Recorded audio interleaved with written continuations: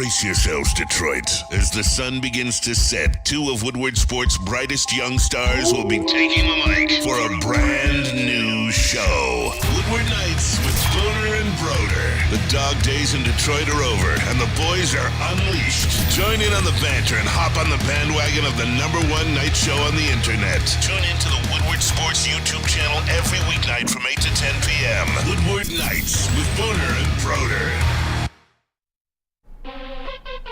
Welcome to Woodward Nights with Booner and Broder. My name is Matt Broder. That guy, that is Booner. Hi, I'm Booner. This is Woodward Nights, Monday through Friday, every night at 8 p.m. We've got Nick in the booth. Let's go, Jalen boys. in the booth. And we are here on our very first ever Lost Monday. Loser Monday. Defeated Monday. Loser Monday. We'll keep it straight up. Loser Monday. We all were picking for we were hoping for a victory Monday. We don't have that. We've got a lot to talk about, but we weren't able to talk about a Lions win. It was a wild weekend in the NFL across the board. Yeah. But the Lions, man, there was so much hype. There was so much excitement heading into this game, and they came away with the loss. We're going to talk a lot about it. If you could, we got 27 people watching now. Go ahead and hit that like when people start to join the show. Maybe help us out and have them hit that like. We're excited for a good show here. We do. Actually, before we do our Monday Night Football picks, which we have 14 minutes to get in. Yes, sir. Booner, is there anything you want to say? You want to say hello to the chat, the fans, everyone watching? I mean, it's a disappointing, just deflating, upsetting day. Just the fact that the Detroit Lions couldn't get the job done. I'm not going to go into I will go into a spiel, but I'm not going to sit here and destroy the Detroit Lions and management and coaching and GM, and I'm not going to go into that today. I heard Neil Rule today. Let's just not start blaming people. Let's not go at Jared Goff. Let's not go on the Dan Campbell fourth down stuff. I'm not going to do all of that. Things that I saw all over the internet last night, and I'm not going to do that. What we're going to do is we're going to break down the game, and we're going to talk about what the Detroit Lions need to do to keep continuing to win. Yes. Because at the end of the day, Broder, if people didn't know this, the Detroit Lions still have a really, really, really good football team. Yes. And they're still contenders in the NFC, even though they lost that game. And last night on social media, and from what I've taken from the fan base and in comments, is people are like, oh, it's over. This team sucks. This, that. So I'm going to get into that, this whole same old Lions, all this stuff. You guys already know where I stand if you've been watching the show on the same old Lions stuff and kind of on the feel of that, because there were a lot of bad things yesterday. Yeah. And a lot of things that we should be disappointed and upset about. But I was disappointed in the people going back to 5, 6, 7 years ago. That's what it felt like to me. So we're going to get into that for sure. Booner, if before the season, if someone told you the Lions were going to be 1-1 entering week 3, just without telling you who they won or lost, how would you feel about that? I would be extremely ecstatic. Yeah. Because you had the Kansas City Chiefs, the defending champions. Who cares who played? You have them on the road, and then you have a team that you went 48-45 last year at home, who just went to the playoffs. And you know how hard it is to go to the playoffs in the NFL. We know that firsthand from last year. So you had two tough teams. I'm pretty sure when we did the predictions, and I could be wrong, I don't know if I'd had us all going 2-0. I'm pretty sure I might have had us beating the Chiefs and losing to the Seahawks anyways. Mm-hmm. Or I know there was people out there who, when we did these predictions, had that. So the response from a lot of people was just insane that we were 1-1. I get it. You're supposed to win that game. You should have won that game. But the response was... It's I wanted to be able to be like, man, this is a disappointing loss. And then you go see all the same old Lions stuff, and you're like, what are we doing here, man? At least everything's going to be fine. Everything's going to be fine. At least we got that Thursday night win over the Chiefs. Really, the deflating part of that is we had the opportunity. The Lions had the opportunity to go 2-0 and missed out on that. But that's not same old Lions. This is the new Lions who actually have the opportunity to go 2-0 and just failed to get there. But we're going to get into the Lions game a lot from 8:15 to about 9:50. We're gonna talk about the Lions a lot. We're gonna go State of the Union, just the where do the Lions sit right now? How are our feelings? Just generally where the Lions are at this current moment. We're gonna get into the positives and the negatives of the game, and then where do we go from here? Where do the Lions go to not only beat the Atlanta Falcons in Week 3? They're coming to Ford Field and they're rolling. That running game is rolling right now. So what are the Lions gonna do to make sure that they end up 3-0? A week from now before their Thursday night game versus the Packers? But first, We got the Saints and the Panthers on right now, so we can't make those picks because that game's already going on. But the Cleveland Browns travel to Pittsburgh to take on the Steelers. I love this game. That's kicking off at 8:15. It is an exciting game. This is like old school football. It is. This is buckle up, rub some dirt on it. Like there's going to be some hard hitting in this game. Browns are wearing their full all white unis. Are they really? I'm pretty sure. In Pittsburgh? Yeah. I got some breaking news. Oh. Oh boy, y'all not gonna like this one. What? Somebody's out for the year. No. Pascal? Question mark. Our boy got a torn pec. Torn pec. Who? That would be Number 2. CJ Gardner-Johnson. In the chat, they're saying he got a torn Stop pec. it. Wait. Look in the chat. Look on Twitter. They're saying in the chat he has a torn pec. Broder, you got to confirm this before Oh my gosh. Damn. No. I mean, bro, I guess Broder's our beat writer here. Yeah, give me a second. So we can get a confirmation here from Broder. It's official. I seen it. It's official. Rappaport. Yeah, so I see here. Shefty. You guys talk about this for a CJ second. Gardner-Johnson urges. He's out for the year, man. That's not it right there. Big loss for the Lions after, as a safety, CJ Gardner-Johnson is feared to have suffered a torn pec injury. I mean, that's interesting. I don't want to. It's interesting too because he did play. He got hurt. And that was kind of at the beginning of the game. I don't know if you guys remember that. In that very start of the game, he got hurt, came out, was holding his arm, and I'm guessing that's what the torn pec was. But he played through the whole game with that injury. It seemed like at least 3/4 of it. So that's interesting. I mean, I guess if you want to look at the depth of that room, you have Tracy Walker, you have Kirby Joseph, you have Brian Branch, but that's still, I mean, I was the biggest one about CJ Gardner-Johnson all last week, talking about how he's the heart of this team, how the Detroit Lions need to extend him, how big of a piece on this defense he was going to be. And I mean, that's probably one of the biggest hits. That's like an Aiden Hutchinson level type guy that you're getting hit from on that defense. To get hit, a guy like at that level, to lose him for the season. Hopefully, it's not the whole season. So we'll see. Kind of get an update here from Broder. It's just crazy because like we knew he was hurt, but like you didn't think that he was like hurt that bad. You know what I mean? And it's like it's just his first year, man. I'm very hurt. I don't even know what to say right now because it's like real fresh in my mind. But it's just like we need him here. He was coming here. You know, he embraced the city. He was doing everything right, and then like just like that, it's just over. You know, like it's just. How you feel about that, Nick? This is a massive loss. He was a leader.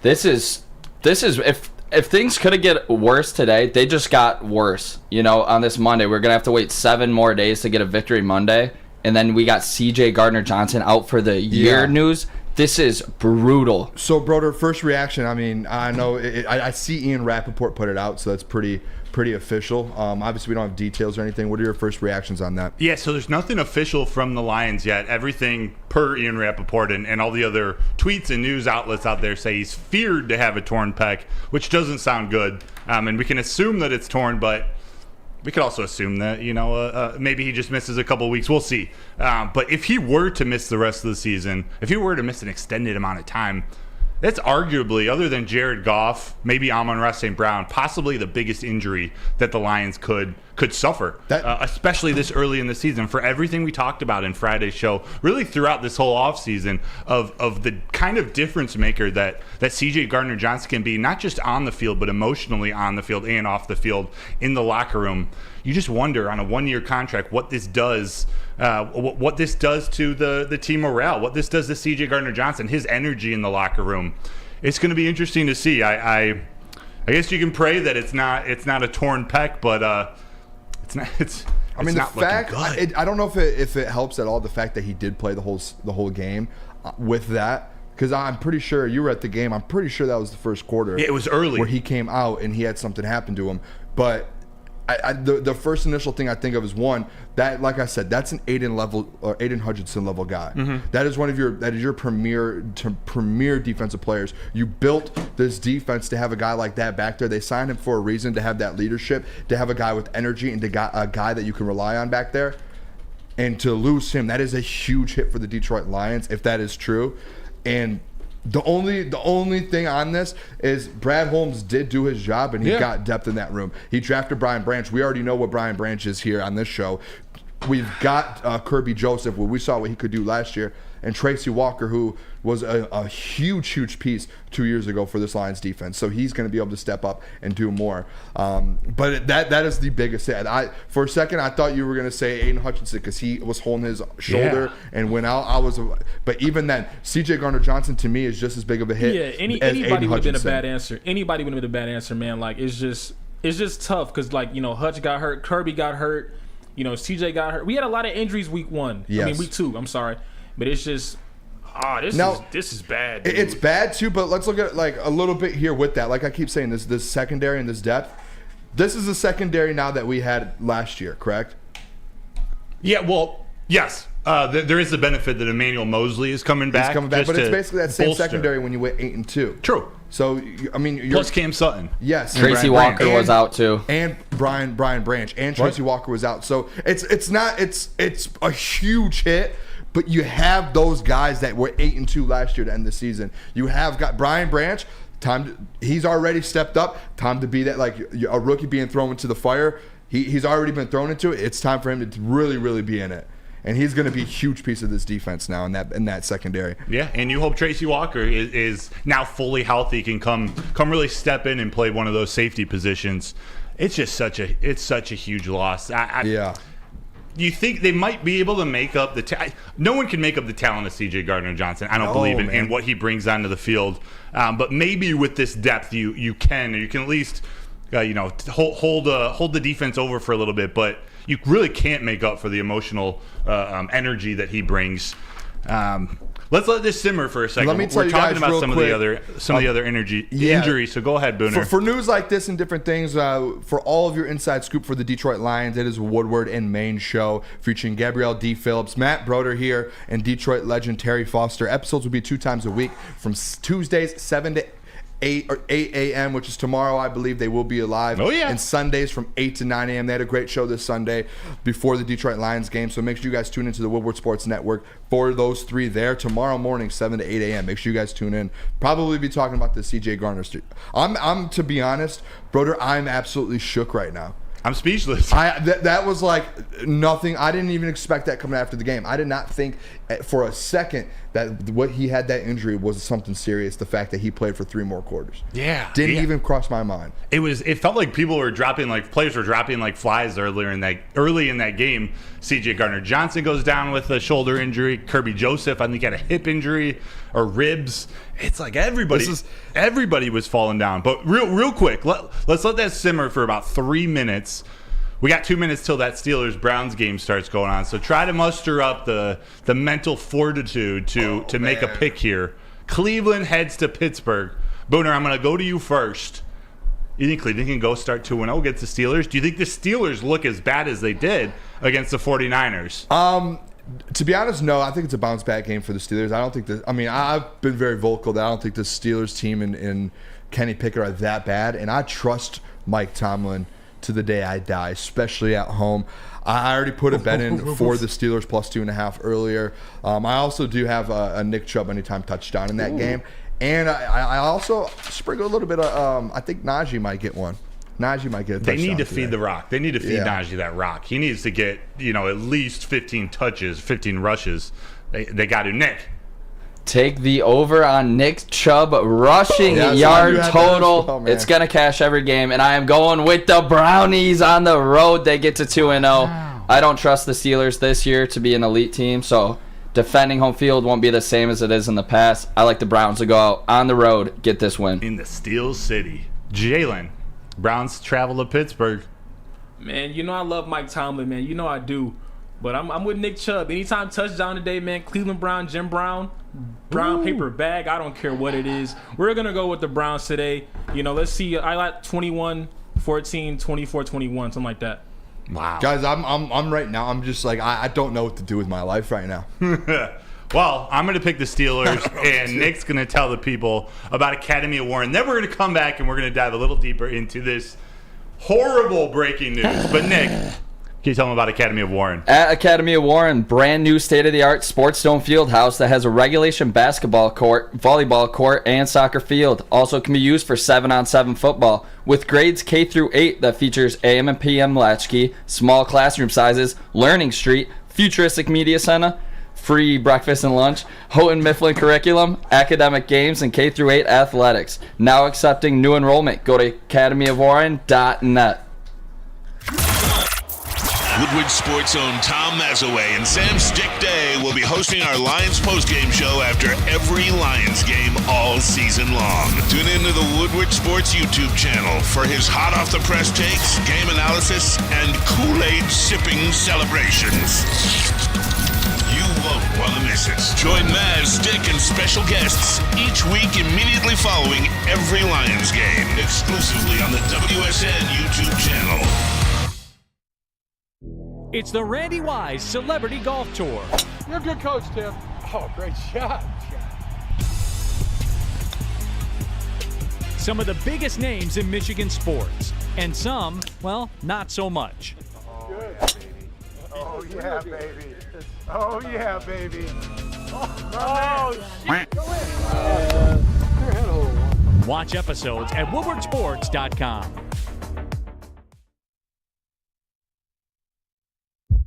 Brace yourselves, Detroit. As the sun begins to set, two of Woodward Sports' brightest young stars will be taking the mic for a brand new show. Woodward Nights with Booner and Broder. The dog days in Detroit are over, and the boys are unleashed. Join in on the banter and hop on the bandwagon of the #1 night show on the internet. Tune in to the Woodward Sports YouTube channel every weeknight from 8 to 10 p.m. Woodward Nights with Booner and Broder.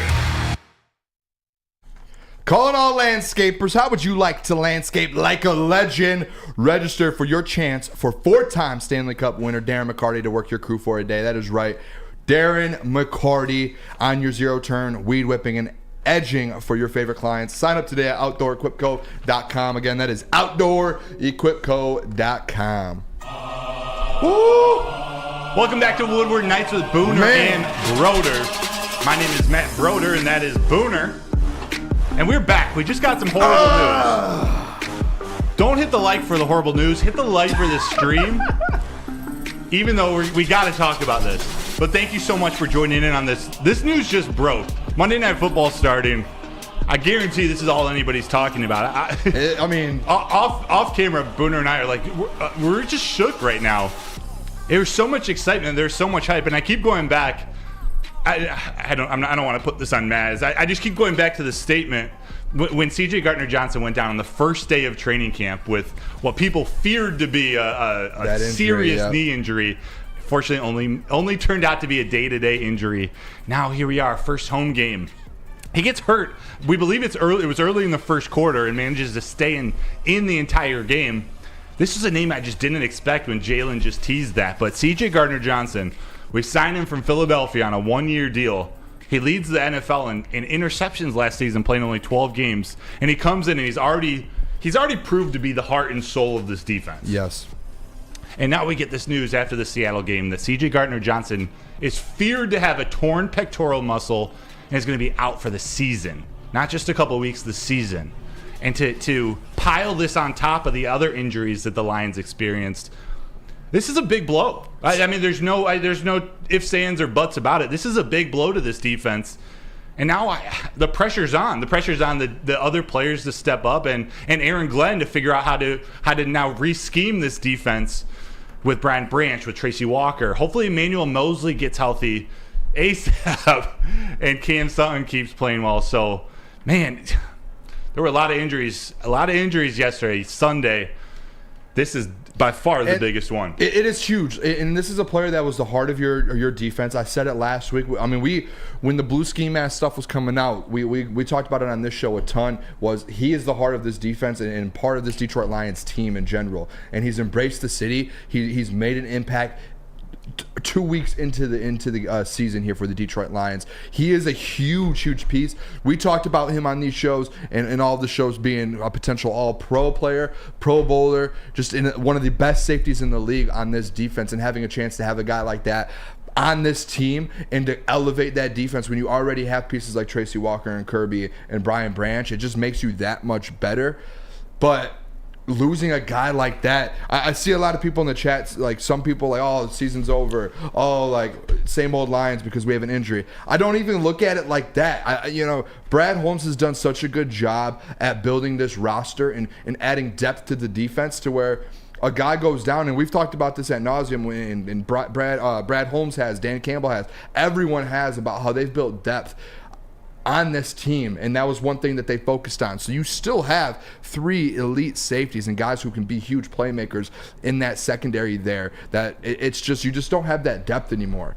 Now, if CJ Gardner-Johnson's out, you don't have the depth. And as well as, too, you just don't have that guy that's out there talking like him. Yeah. You don't have the heart of that defense. I don't know who else, and you're around the team a lot, Broder. You're around practices. You were there all training camp. I don't know if there's another guy in that defense who had that energy. I know Tracy Walker did at points, but it's going to be interesting to see who's the guy that steps up and has the energy. Is that Kirby Joseph in his second year? Does he take that jump? Does he bring that energy? We've seen him, CJ Gardner-Johnson, bring that out of him a ton. So is he taking over now? I believe so. At least that emotional energy, the chatter, the chirping, the stuff, the sort of intangibles that can get some of his teammates fired up. Kirby Joseph takes on that role, and also I'd probably expect to see Kim Sutton step up and be more of a vocal leader. Not that he's not a vocal leader. He's I don't know. He's one of those veterans that's just, he seems to normally be in the right place, but he can be that voice that replaces CJ Gardner-Johnson. But you're right. This is a big blow. This is in no way the end of the season. This is in no way, in my opinion, the end of the Lions' chances of winning the NFC North. And I see we just got a poll up there. Do you guys still think the Lions, will win the NFC North? Let us know if it's a yes or no. I still think they're set up fine to go and take care of business, especially with what we saw from the other teams. But it's hard to move past the impact that this could be. I can't stress it enough that he was the heart of this and the voice of this defense. So it's just, you have to adjust and figure it out and figure out how to move on. This is the NFL. Injuries happen. It happens to every single team out there. Teams have won the Super Bowl and have had big players go out like this, and they just had next man up. We can't sit here and just in the chat, and we can't sit here as Lions fans and be like, oh man, season's over. It's week 2. We just we just beat the defending champs, and we just lost a close game in overtime to another playoff team in the NFL, and one of our best players is out. Season's over. No, they've built a legit franchise and legit depth on this Lions team and this defense and secondary to where we could be confident enough to say, all right, maybe he's not all year, but maybe we get him back for a playoff run. You know what I mean? Like, we can look at it in that way. Maybe CJ Gardner-Johnson will be back for the last couple weeks to go finish the division off and get back for a playoff run. Aaron Rodgers just tore his Achilles, and he just mentioned that he's going to try and get back for the playoffs. I was just about to say. So, like, this guy, he tore a pec. I don't know how many weeks that is. Additionally, and it's probably not great. But let's not sit here and act like our whole life's over from it. No. Like, we have a great secondary. And I know it didn't look like that on Sunday. That we're going to go over that for sure today. But the season is not over because CJ Gardner-Johnson is out. That is the heart of our defense, the voice of it. We're gonna keep moving forward, right? Like, hopefully, one thing I would love is for him to be around the team and just continue to be with these young guys like Brian Branch, Tracy Walker, and Kirby Joseph. I would love for him to stay around the team and be a voice. And that's sort of where I'm gonna go with this. The deflating part of this to me is the fact that he's on a 1-year deal, and I, like so many people, especially in the last couple of weeks, as we've all gotten to know him a little bit more. We want him to be a Detroiter for the rest of his career, or at least another contract. Like, we saw how much he can impact the city, he can impact this team. The fact that he's out for a year on a 1-year contract, there's just a lot of unknown in my head right now. Who knows if he moves on from this? But like sucks, you said, man. It sucks so bad. I know people are blaming the turf, but there were a lot of injuries in this game. We're going to cover the Lions, but the Seahawks, Tariq Woolen went out with an injury. DK Metcalf missed some time. Evan Brown, the center, he was injured, I think, most of the second half. So it was ugly, but maybe we can just channel a little bit of good news with David Montgomery, who was feared We'll use that word again. David Montgomery last night told Dave Burkett of the Free Press that he might be out a couple weeks with a thigh injury. Dan Campbell came back today in his press conference, and he believes it's only day-to-day. Now, to be determined if that's just a little gamesmanship, a little coach talk, if he's not really sharing everything he knows, whether that's for the Falcons or the free agency negotiations, if he looks at someone like Kareem Hunt, Leonard Fournette. But nonetheless, David Montgomery, as of Dan Campbell, he's day-to-day with the knee. Two bigger injuries, Vaitai, he goes down with a knee injury, looked to be very serious, but he is going to miss some time. It doesn't look to be more than 4 weeks because they've chosen, as of today, not to place him on the injured reserve. I know we're going to talk about James Houston, Taylor Decker coming back, St. Brown, but Booner, David Montgomery, Vaitai. Yep. Actually, I'll bring Decker up right now. His ankle is getting better each day, but he's still to be determined for this weekend. So with Vaitai out, Taylor Decker a maybe, David Montgomery a maybe. How do you feel about the offensive line? How do you feel about these injuries? I mean, you would hope that Taylor Decker gets back by next week, by next Sunday. And we mentioned right before the show started that the Detroit Lions in the next 10 days have 2 games because they have that Thursday night game. So they play next Sunday, and then 3 or 4 days later, they're playing on that Thursday night at Lambeau. So you have all these injuries right now. You have a lot of guys that went down, and you have a 2-game span in 10 days, so it's going to be tough to see some of these guys get back. Hopefully, I think it was great news that Vaitai didn't go on the IR, yes. So you know he's going to be back in the next 2 to 3 weeks, hopefully, and it's not that serious of an injury.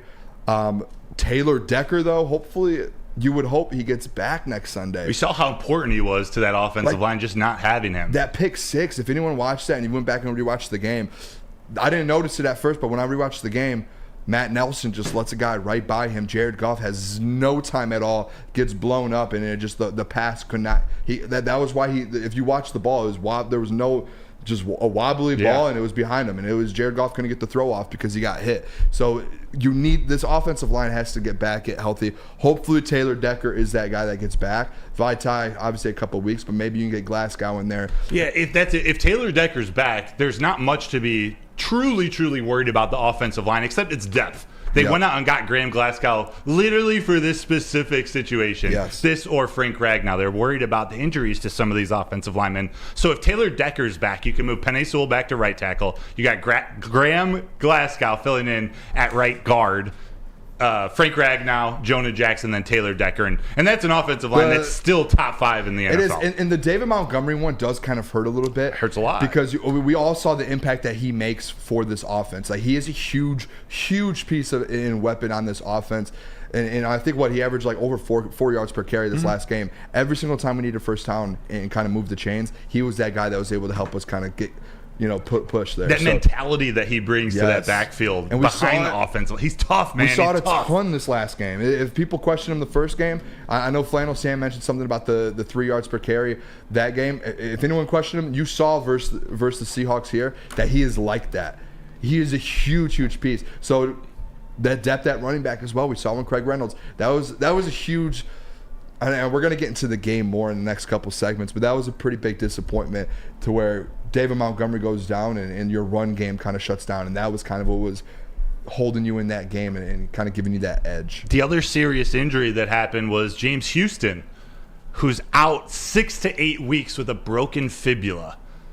My problem with this is that it happened on special teams. Oh, man. This is a big loss for the big loss for the Lions. Yeah, Jalen, it happened on special teams. I literally had just turned to Tom. I had the good fortune of sitting next to Tom Mazaway and Terry Foster in the press booth in the media section, and I just turned to them. I was like, dude, look at this special teams unit with Jack Campbell, Jason Kabinda, Germ. It was James Houston. There were Malcolm Rodriguez. It was a beastly special teams unit. It was kick coverage.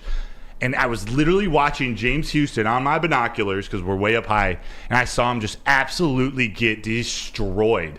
He got crushed by, I believe it was number 22. I'm forgetting his name, Neil something. He's a backup linebacker, but he got crushed and immediately sort of stumbled over to the sideline. Broken fibula, though. That kickoff, man. They've been talking about removing it and kind of adding something different in the last couple years. It's brutal. And I do want to mention, too, here real quick. I saw someone mention something about Vegas with C.J. Gardner-Johnson. The line earlier today for the Falcons-Lions game was Lions -5.5, I believe. And I'm looking at it right now on FanDuel. It's sitting at -3.5. So it already is going down. It moved 2 points. I don't know how much more it'll move then, but I do think, by the game, it might be a little bit lower if he is out. I saw it at 4 before this news earlier today, so that must have moved at the half point right there. Two or 3 points today. So, yeah, that's interesting. I mean, obviously, it's a big piece. That's the big one out of all. Man, we literally had a whole segment on injuries later in the show, and we just had to move it all the way up because, I mean, it's moving on up. And you guys ready to just talk about the game, though? You ready to break the game down? Yeah. Let me first tell you about Mark White Real Estate. Because when you're buying or selling real estate, flexibility and control over the sales process is key. Sellers, how would you like the freedom of canceling your listing agreement at any time for any reason with no additional cost or charge or penalty? That's exactly what you can do with the minute-by-minute listing agreement by Mark White and Associates. So you can go try the Mark White risk-free minute-to-minute listing agreement today. So if you're looking to buy or sell real estate, visit markwhitesells.com or call 248-290-8242. markwhitesells.com, where flexibility meets success.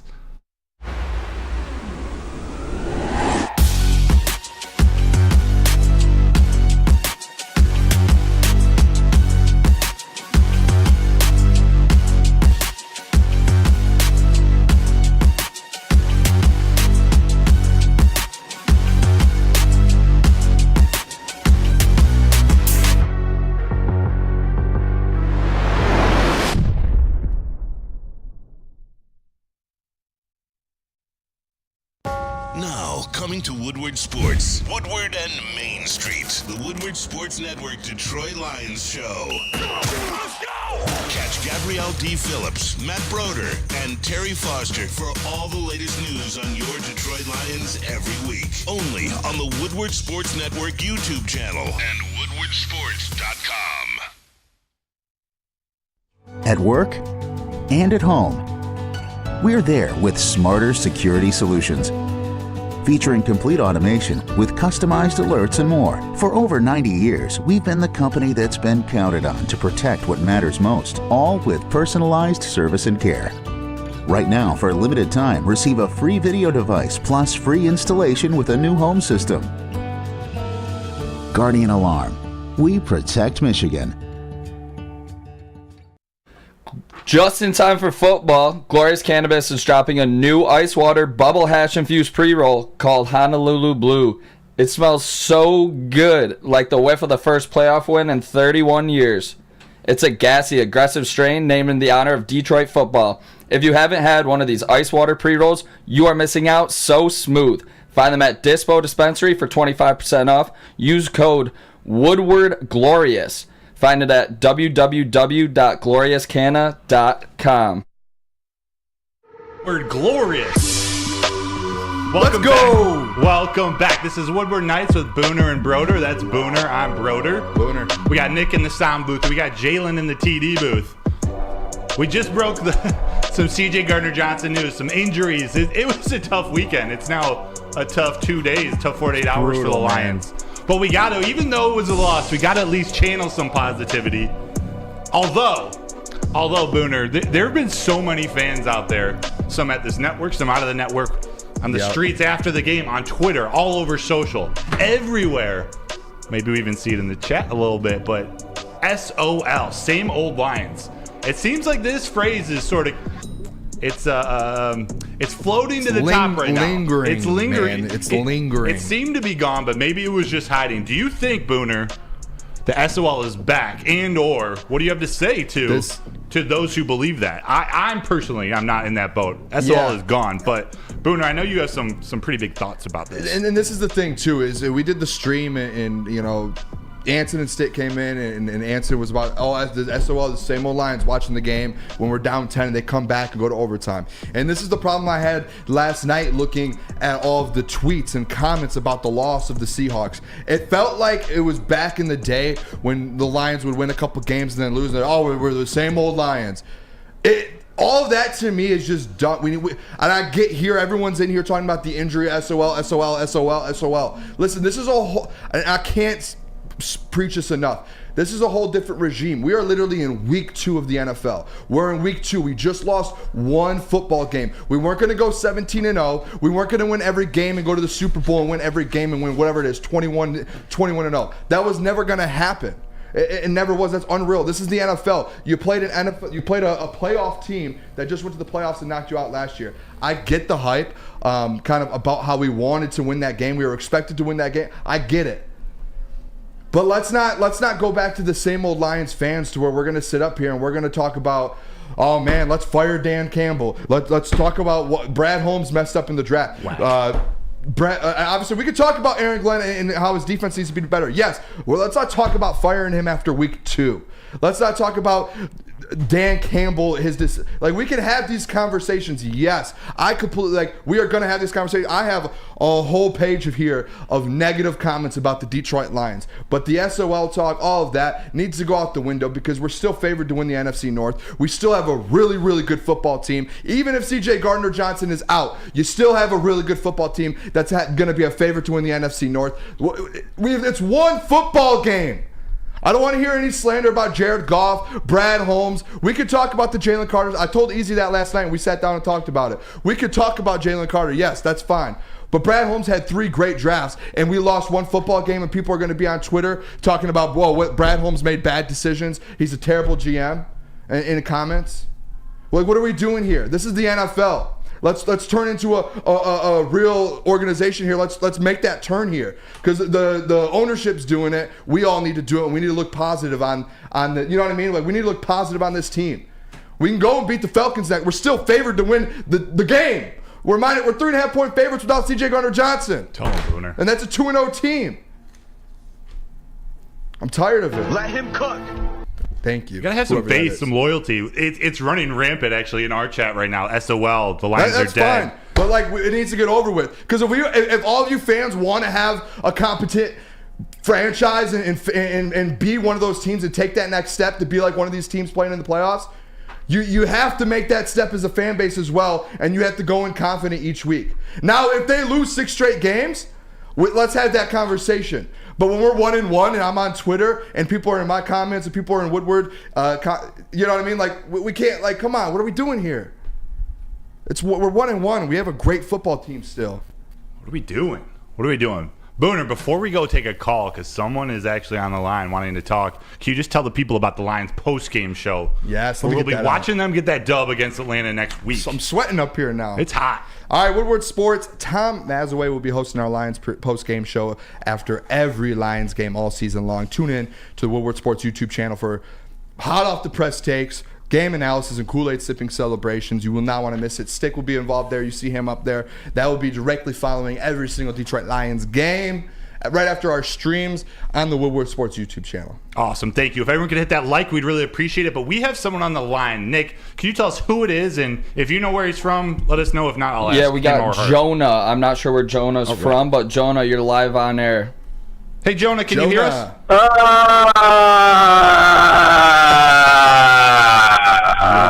Ain't that the truth? Ain't that the truth? Jonah, where are you from first? Listen, guys. I'm from Dearborn. Awesome. So, from the hood. You know, instead of asking about the game or about CJ, I'll let you take this where you want it. What did you want to call about? So here's the deal, guys. I hate to say it, and I think there was the whole city was hyped, including myself. And I hate to say it, but I truly believe that SOL is back. And hear me out. I know, Booner, you don't like hearing it, and okay, but hear me out. I'm listening. First of all, there's a podcast I listened to last week that talked about the Lions and Seahawks. There's a certain metric that they use. It's called the lucky meter or whatever. Basically, the Lions had the most luck last week, week 1, when it came to that game. But it's okay. We'll take the W. It's on the road. We took it. But to come back home after AG went up on the press box earlier this week talking about, oh yeah, I got a bad taste in my mouth too. Don't worry, I'm gonna have these guys ready. Don't worry. And you go out and you put that shit, making Geno Smith. What do you have, 9 missed passes that he threw all day? It was there's no excuse for that. We upgraded the talent. The talent was obviously much better than last year, and we basically had the same results. And you're gonna sit here and tell me that it's not the SOL? No, it is the SOL. So Aaron Jonah, Glenn doesn't know what the hell he's doing. He doesn't know what the hell he's doing. And then you got all these injuries piling up on us. Referees always screwing with us. Last week, Juwan Taylor, by the way, I don't know if you guys heard about this. That whole false start last week. Yesterday, he did it over and over, and guess what? He got called for it to the point where the team had to pull him off out of the game. They benched his ass. So Jonah, I want to give you all these injuries. Let me finish. You got all these injuries. Yeah, we lost CJ, but keep in mind, one of those. Amon-Ra's got a turf toe now. That's going to linger all year long. Jameer Gibbs, I don't know if I was the only one who noticed, but he looked like he was lost out there. It looked like golf was telling him the plays on every time he lined up. He is a rookie. There's a lot of questions and there's a lot of holes on this team, and to lose at home in that fashion and back-to-back here, that's not the brand new Lions. Come on, who are we kidding? That's SOL. So Jonah, I'm gonna SOL game. I'm gonna go through some of your points here. First of all, SOL. You talked about how the Detroit Lions got lucky, and when old SOL loses versus the Kansas City Chiefs week 1, it doesn't get lucky, and they lose by 3 touchdowns. That's a fact. With that as well, the Juwan Taylor, we weren't getting those calls. That's fine. They still won the game. SOL Lions, they have those. Okay. They don't get those calls and they lose the game. Into this week, you took and I get it. There's turnovers and that defense didn't look great. You're sitting at 1-1 and you're a favorite in the 3rd week. SOL, you're not favored in this next game. SOL, you're 0-2 right now, and you're in these injuries, and you're still not favored. We lost one player. We lost C.J. Gardner-Johnson. Booner, you're the betting guy over there. Go check the lines on the Lions winning the division. It was minus 140 yesterday. It just moved to minus 110. So they're still favorites, though, right? SOL, they would be like plus 400, right? I mean, probabilities have gone down because this injury is significant, whether you want to believe it or not. And I think once they officially place him on injured reserve, I think it's probably going to be a plus 110 at least. I completely get what you're saying, the SOL, but you have to get that mindset out because, and I appreciate you calling in. We're gonna go to the next caller if we have one. Appreciate you a ton, Jonah. Thank you, Jonah. But this is the exact point, Jonah, that I'm talking about with the SOL fans. Is you still have a really, really damn good football team. He just said that they went from minus 140 in the NFC North to minus 110. You're still favored to win the North, and you lost your best defender. You have Tracy Walker, you have Kirby Joseph, you have Brian Branch, you're about to get Emmanuel Mosley. SOL, you're plus 400 to win the division. Am I wrong? Am I going crazy here? Anyone in the room? No. I'm not crazy for thinking this. SOL, you don't beat the Kansas City Chiefs week 1. They went to overtime. They had chances to win it. We're in week 2. Dan Campbell's going to make mistakes. We're going to have turnovers. Every team in the NFL is having it right now. The Bengals are 0-2. And Joe Burrow's out. I must be going crazy. I'm gonna have a heart attack. No, dude, you're a loyal Lions fan. You're a loyal fan. I don't even want to say that I'm a fan. This is a football fan when you look at it. Like outside looking in, inside looking out. All these SOL fans are gonna be, SOL. We're losing players. We're losing all these players. We lost week 2. If I'm looking from football, I bet you if you go to different franchises and say, hey, how do you think about this Detroit Lions team? Most of them are probably going to say this is a pretty good football team, even without C.J. Gardner-Johnson. Vegas is showing it. We're still minus 110 to win the NFC North. Good thing about yesterday, fellas. Sorry for going Every team in the division lost, so let's not overreact. We're still 1-1 with the Packers. Everybody take a step back. Just calm down, relax. I know we just lost C.J. It's hard right now. But let's just take a step back, Broder. Did you have another caller on the line? Yeah. All right, let's just roll right into it. All right, we have John from Grand Rapids. John, you're live. Let's go, Grand Rapids. Hey, John, thanks for calling in. John from Grand Rapids. What do you want to talk about? Yeah, I'm from Grand Rapids. I live in Green Bay. It's crazy that you just brought up that point what the other franchises would say.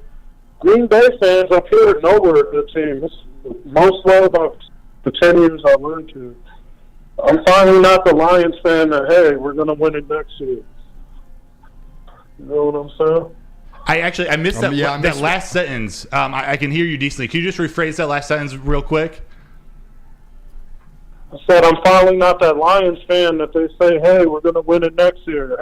Even Green Bay fans believe we're a good team now. Got you. Okay, I get what you're saying. So my point, other franchises are looking in and saying that, and that's awesome that you're in Green Bay and people hear that. Like, yeah. Even like the and point feel too, that they see that they're in the NFC North and they feel that. Even with a guy like CJ out, like you feel that. Like you have the team to do something still. Because the team doesn't ride or die on one player. As important as C.J. Gardner-Johnson was, the season isn't over if they lose one person. You can't tell me too. We won last year without C.J. Gardner-Johnson. That If was anything, I think the ski mask thing messed us up, man. We need to go back to what Panay Sewell said in his press conference today, which is people need to do their jobs. We need to get that hunger back that we had at the end of last year.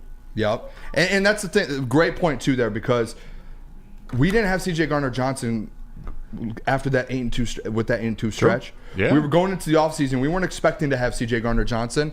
And I think every Lions fan could tell you after going 8-2 and beating the Green Bay Packers, whether we got C.J. Gardner-Johnson or not, that they would be sitting there thinking, hey, we're going to have a chance to win the North next year. And I know for a fact, because I know I've watched shows, I was on shows, I would talk to fans. Everyone said that they thought the Detroit Lions before free agency, they were looking, and when you're talking draft talk, you're looking to add guys to win the division. That is the conversation. So if we're going to say the season's over based off that, I mean, we're still favorites to win the NFC North in Vegas. It's over. Don't call it Overreaction Monday for nothing. So Booner, we're going to take a break. You calling in. That was awesome. Yeah, Great that was call. we really appreciate Especially that. from Green Bay. From Green Bay, originally sweet. from Grand Rapids.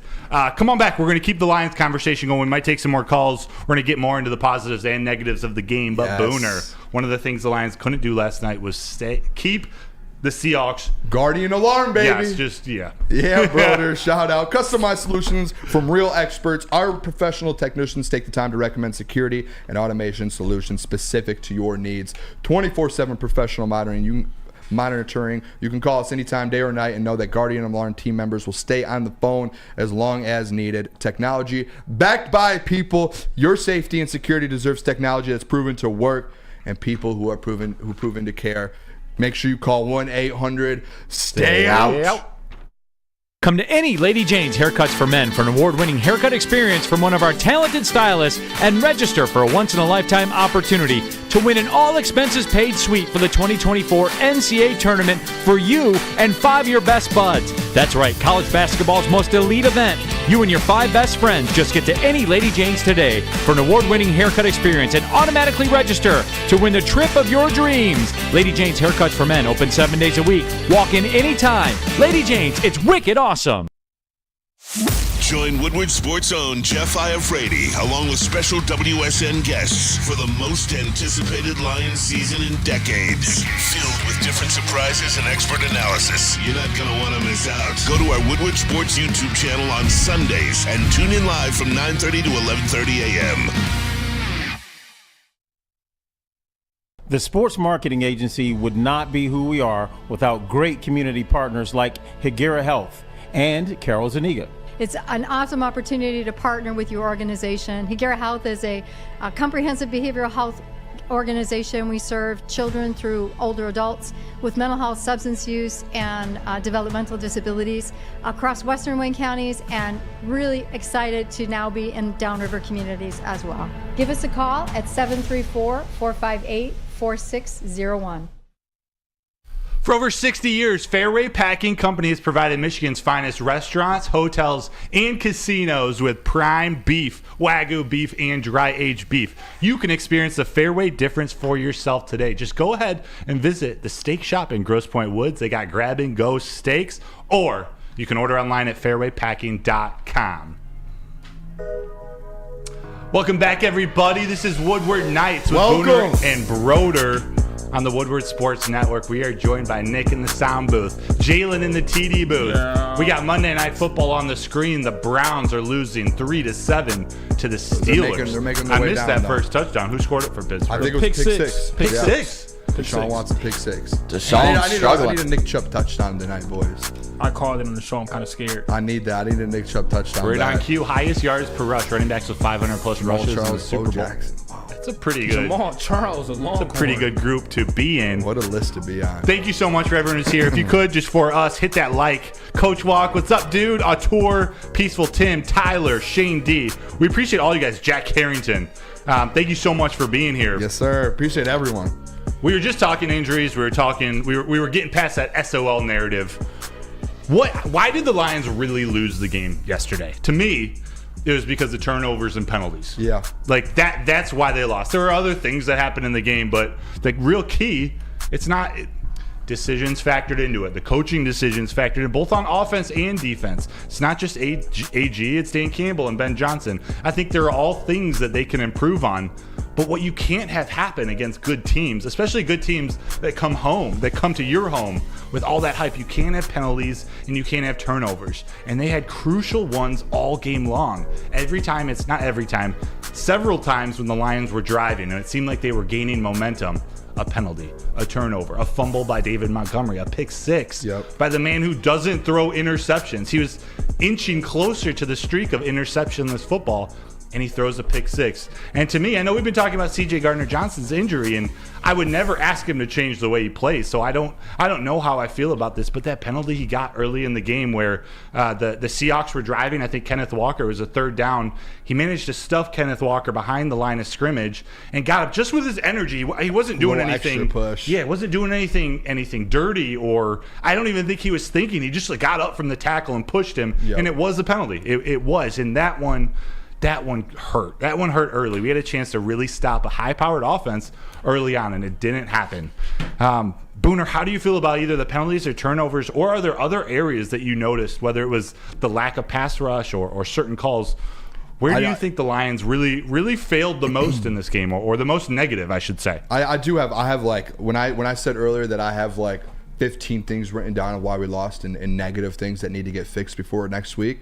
I literally have a list here. The first one I did put, though, I rewatched the game this morning. That Dan Campbell going for it instead of taking that field goal, and I was on that last week a little bit with Kansas City. I know there's these people who are kind of flopping on, like last week we won, they're excited Dan Campbell went for it, and yeah, let's just let him do his thing.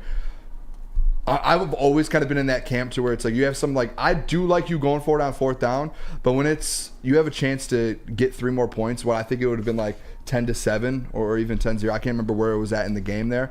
When you have a chance to take those 3 points, you take them. It was 7-7. It was early in the game. You especially right there, especially when you can take that lead and go up 10-7, puts a little bit pressure on them again because you just took the lead instead of going for it. Like, you take those points, in my opinion, at that. And I know there's spots where it's like, we're happy Dan Campbell does it.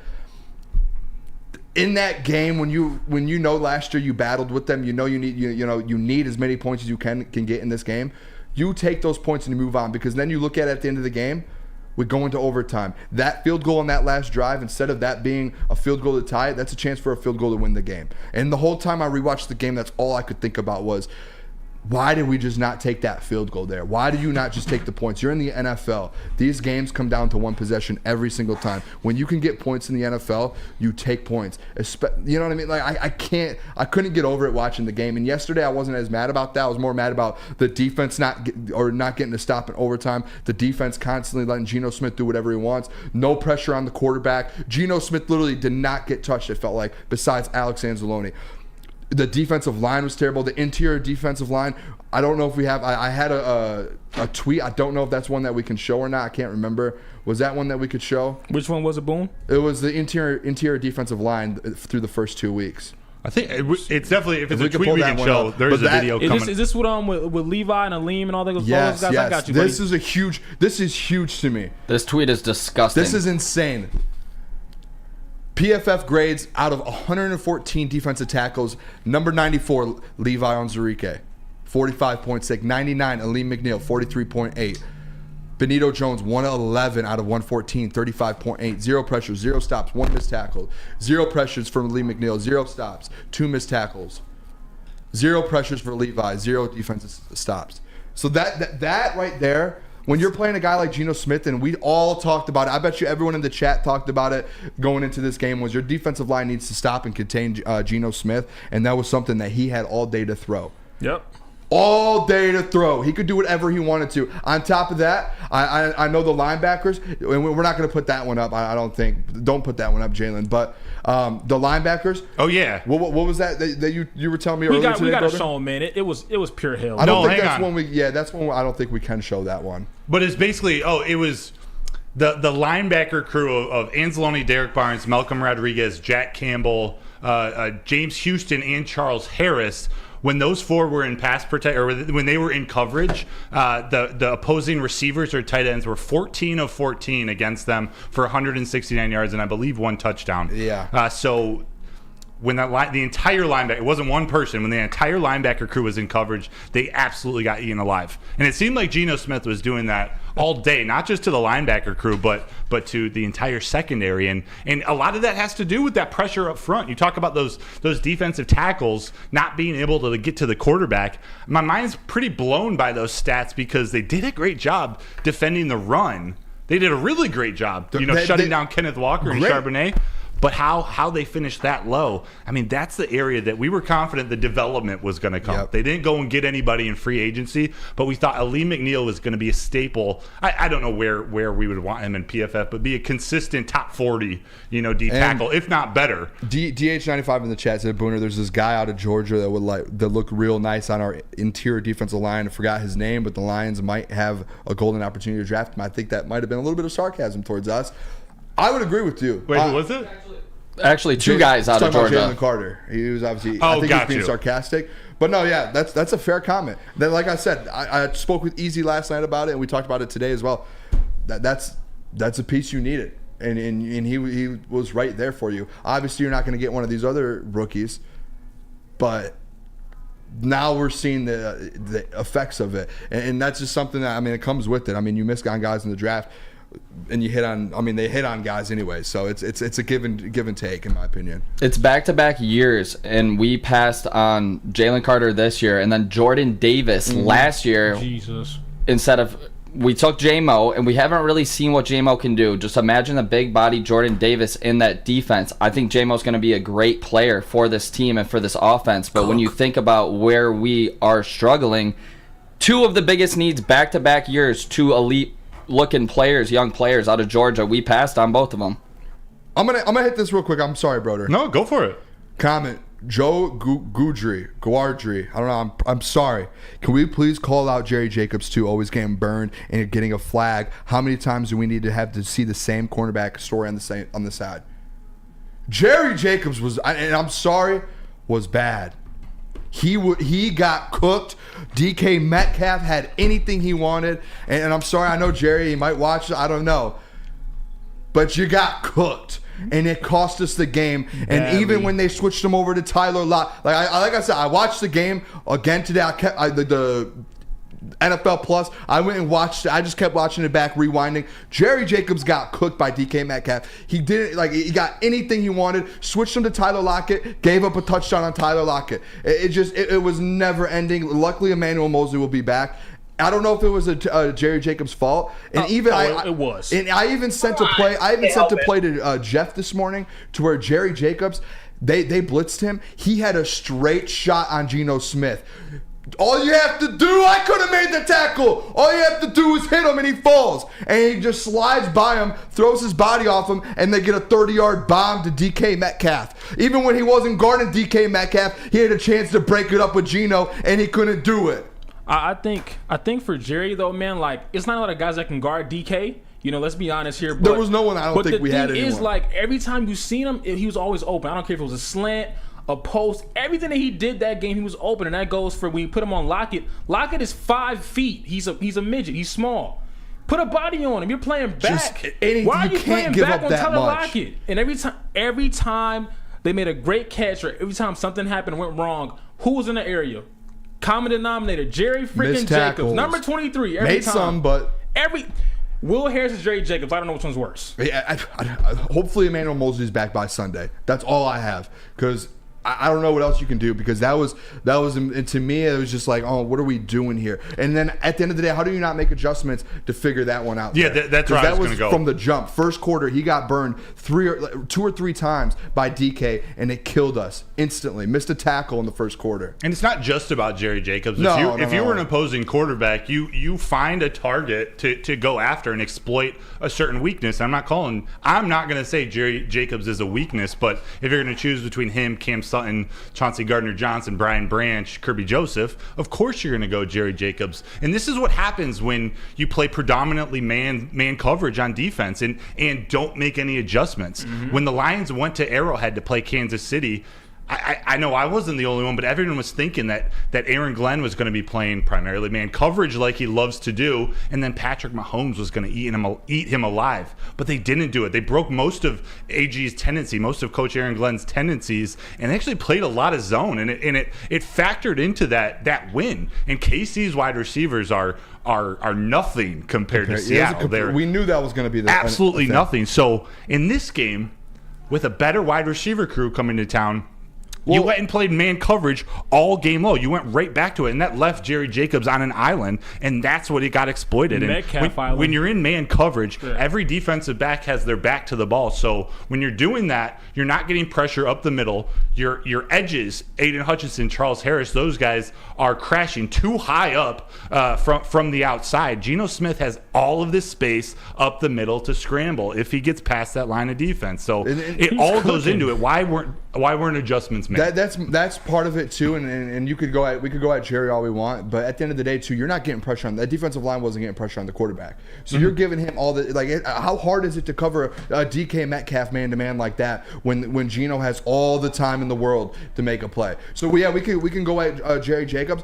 but we can go at the defensive line too for not putting any pressure in helping, because that was part of this going into the season was, hey, we have a solid defensive line now. We have a secondary that can cover, buy time for the defensive line, and defensive line that is improved, more depth that can buy time for the secondary to get a stop. So you just didn't see that at all. And Peaceful Tim said the 3 tight end sets by Seattle definitely dictated the coverage. Absolutely, it had something to do with that.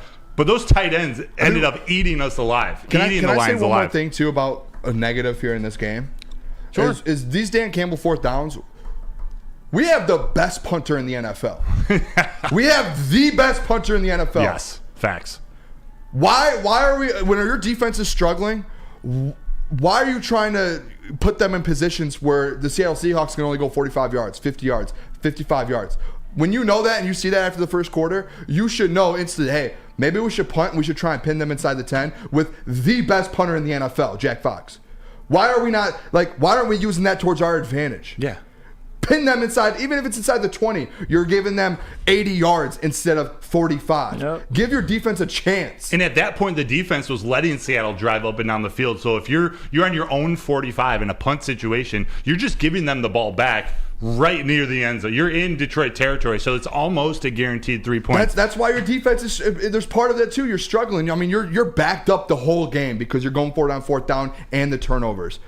With those 3 turnovers, it was unbelievable. Like when you have a chance to give your defense an opportunity to actually get a real stop instead of putting their backs up there, and you're like, hey, yes, you can only give up 2 first downs before they have first and goal. You can only give up literally 2 first downs before they have a first and goal.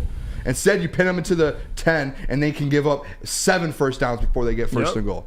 That is a mental thing, especially when your defense is struggling. Maybe we should help them out. And I get the turnovers are like Dan said it today. Dan Campbell said it today that's something that they're going to emphasize, and that was bad. But good job, Booner. Thanks, Booner. Had a great day today. Tell them about Planet Fitness. Before it was a great day. And then everyone comes back. We're going to talk pastas. We're going to talk what we can take away out of this, the good. But Booner, tell them about Planet Fitness. I'm going to get in a good mood for you guys after this. I'm sorry. The last hour, I've just been, the CJ Gardner-Johnson thing really threw me off. But Planet Fitness is a home of the judgment-free zone where anyone, and I mean anyone, they let me in there, can feel comfortable and work out on their fitness goals. We are here to help build a lasting and active lifestyle. At Planet Fitness, you will experience squeaky clean gyms, tons of equipment, full body workouts in just 30 minutes, and all memberships include fitness trainings. For more information to join today, make sure you visit your local Planet Fitness or go to www.planetfitness.com, where your fitness is essential. By now you know me, Christina Gennari, as the obvious choice in real estate. And you know my website, soldchristina.com, as your #1 resource for buying or selling your home. Myself, along with my amazing staff, pride ourselves on making your home buying and selling experience a relaxing and easy one. Come see why we are the obvious choice. Christina Gennari at soldchristina.com, the obvious choice in real estate. Brace yourselves, Detroit. As the sun begins to set, 2 of Woodward Sports' brightest young stars will be taking the mic for a brand new show. show. Woodward Nights with Booner and Broder. The dog days in Detroit are over, and the boys are unleashed. Join in on the banter and hop on the bandwagon of the #1 night show on the internet. Tune into the Woodward Sports YouTube channel every weeknight from 8 to 10 p.m. Woodward Nights with Booner and Broder.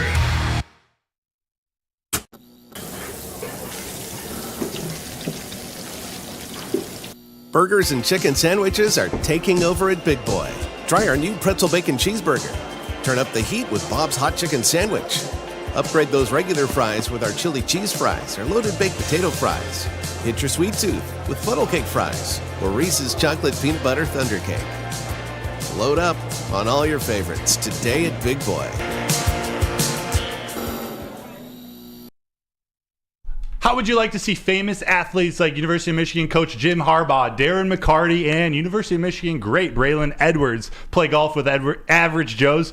Thanks to the Randy Wise Automotive Group and Woodward Sports, you will be able to do just that. It's the Randy Wise Celebrity Golf Tour, so why don't you make the wise oh my word, make the wise choice and pay attention to Woodward Sports for more coming soon.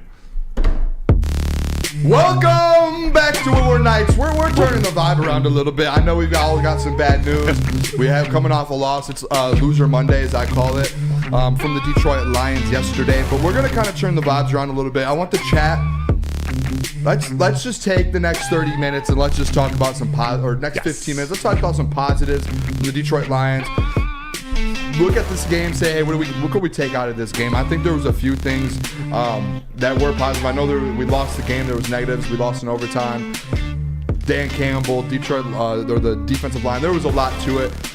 Let's just get into a little bit of a couple positives here. I know we got bad news and we lost, but if you guys can real quick hit that like button. Let's get to 75 likes here if we can. Yeah. But Broder, I'll let you start because you were at the game, beat reporter. You're in touch with the team there.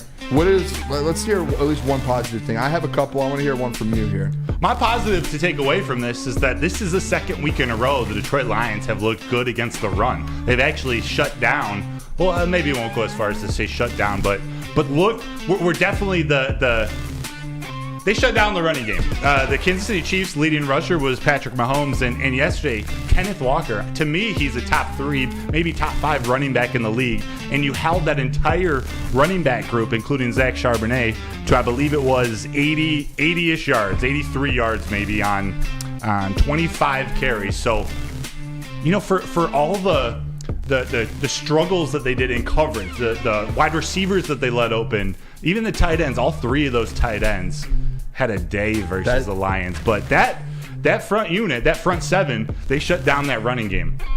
It looks like Chubb's in it. Speaking of the running game, oh my gosh! Before he gets his touchdown, Nick Chubb is down and looks to be in pain. Actually, it looks like Steelers guy is too. Stop it. Minka, two stars. But we'll keep you guys updated on that. But yeah, 2 games in a row stopping the run. We got the Falcons coming to town. Atlanta Falcons coming. I don't know where they rank in the NFL, but they got to be near the top rushing with Bijan Robinson, Tyler Algier. I don't even know if Cordero Patterson has played yet. They have a high-powered rushing attack. Booner, what do you think about that? Or maybe you want to move on. Another positive that you took out of this. I want to take there's one positive that I do have here. And Jalen, I sent my tweet over. I don't know if you have that. If you could throw that up. This is one of my favorite positives of it. Because when I was at dinner last night, I went out to eat. And I thought of this. Sam Laporta has been killing it the last 2 weeks as a rookie. And look at this. Sam Laporta currently has and it's as I tweeted this was at 9:14 last night. That was before the Patriots game ended. So Hunter Henry did move into 3rd. So Sam Laporta is the 4th most receiving yards from a tight end in the NFL this season with 102 yards, only behind Darren Waller, 112, Evan Ingram, 106. Hunter Henry is at 103 or 104, and TJ Hawkinson is at 101 through 2 weeks. Almost 70,000 views, Booner. Yeah. Let's go, man. But that is a huge positive because that was the thing. TJ Hawkinson just signed that huge contract in Minnesota. You just got a guy, to me, that could be at that level, and he's a rookie. He's 2 weeks in, and he's already putting that production up that you had with TJ Hawkinson last year. So if he continues this path and he starts on that upslope, this is a huge piece. And that right there, too, and I thought about this morning on the Morning Woodward Show. That's the pick that you got instead of taking Jalen Carter. 100%. So we could say, yeah, we would want Jalen Carter.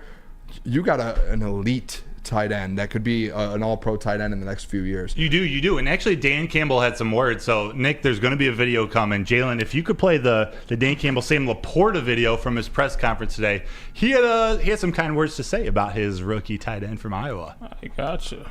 He's another one of those guys who just quietly gets better. You don't always notice it in practice, but he works extremely hard. He takes it serious.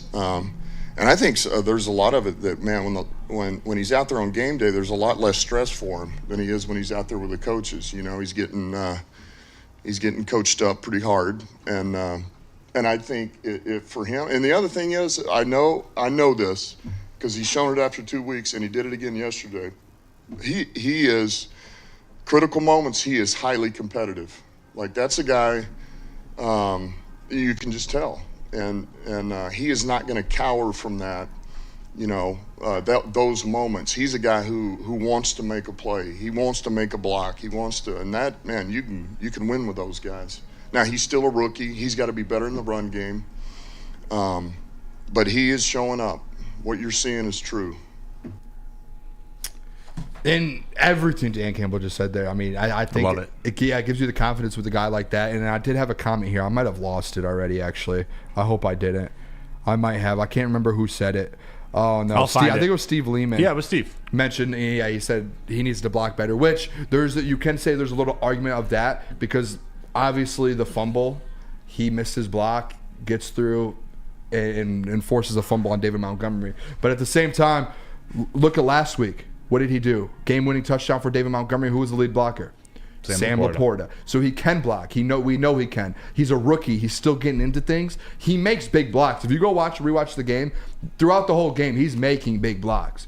Now, there was the one, obviously, that everyone's going to talk about that he slipped up and the fumble happened.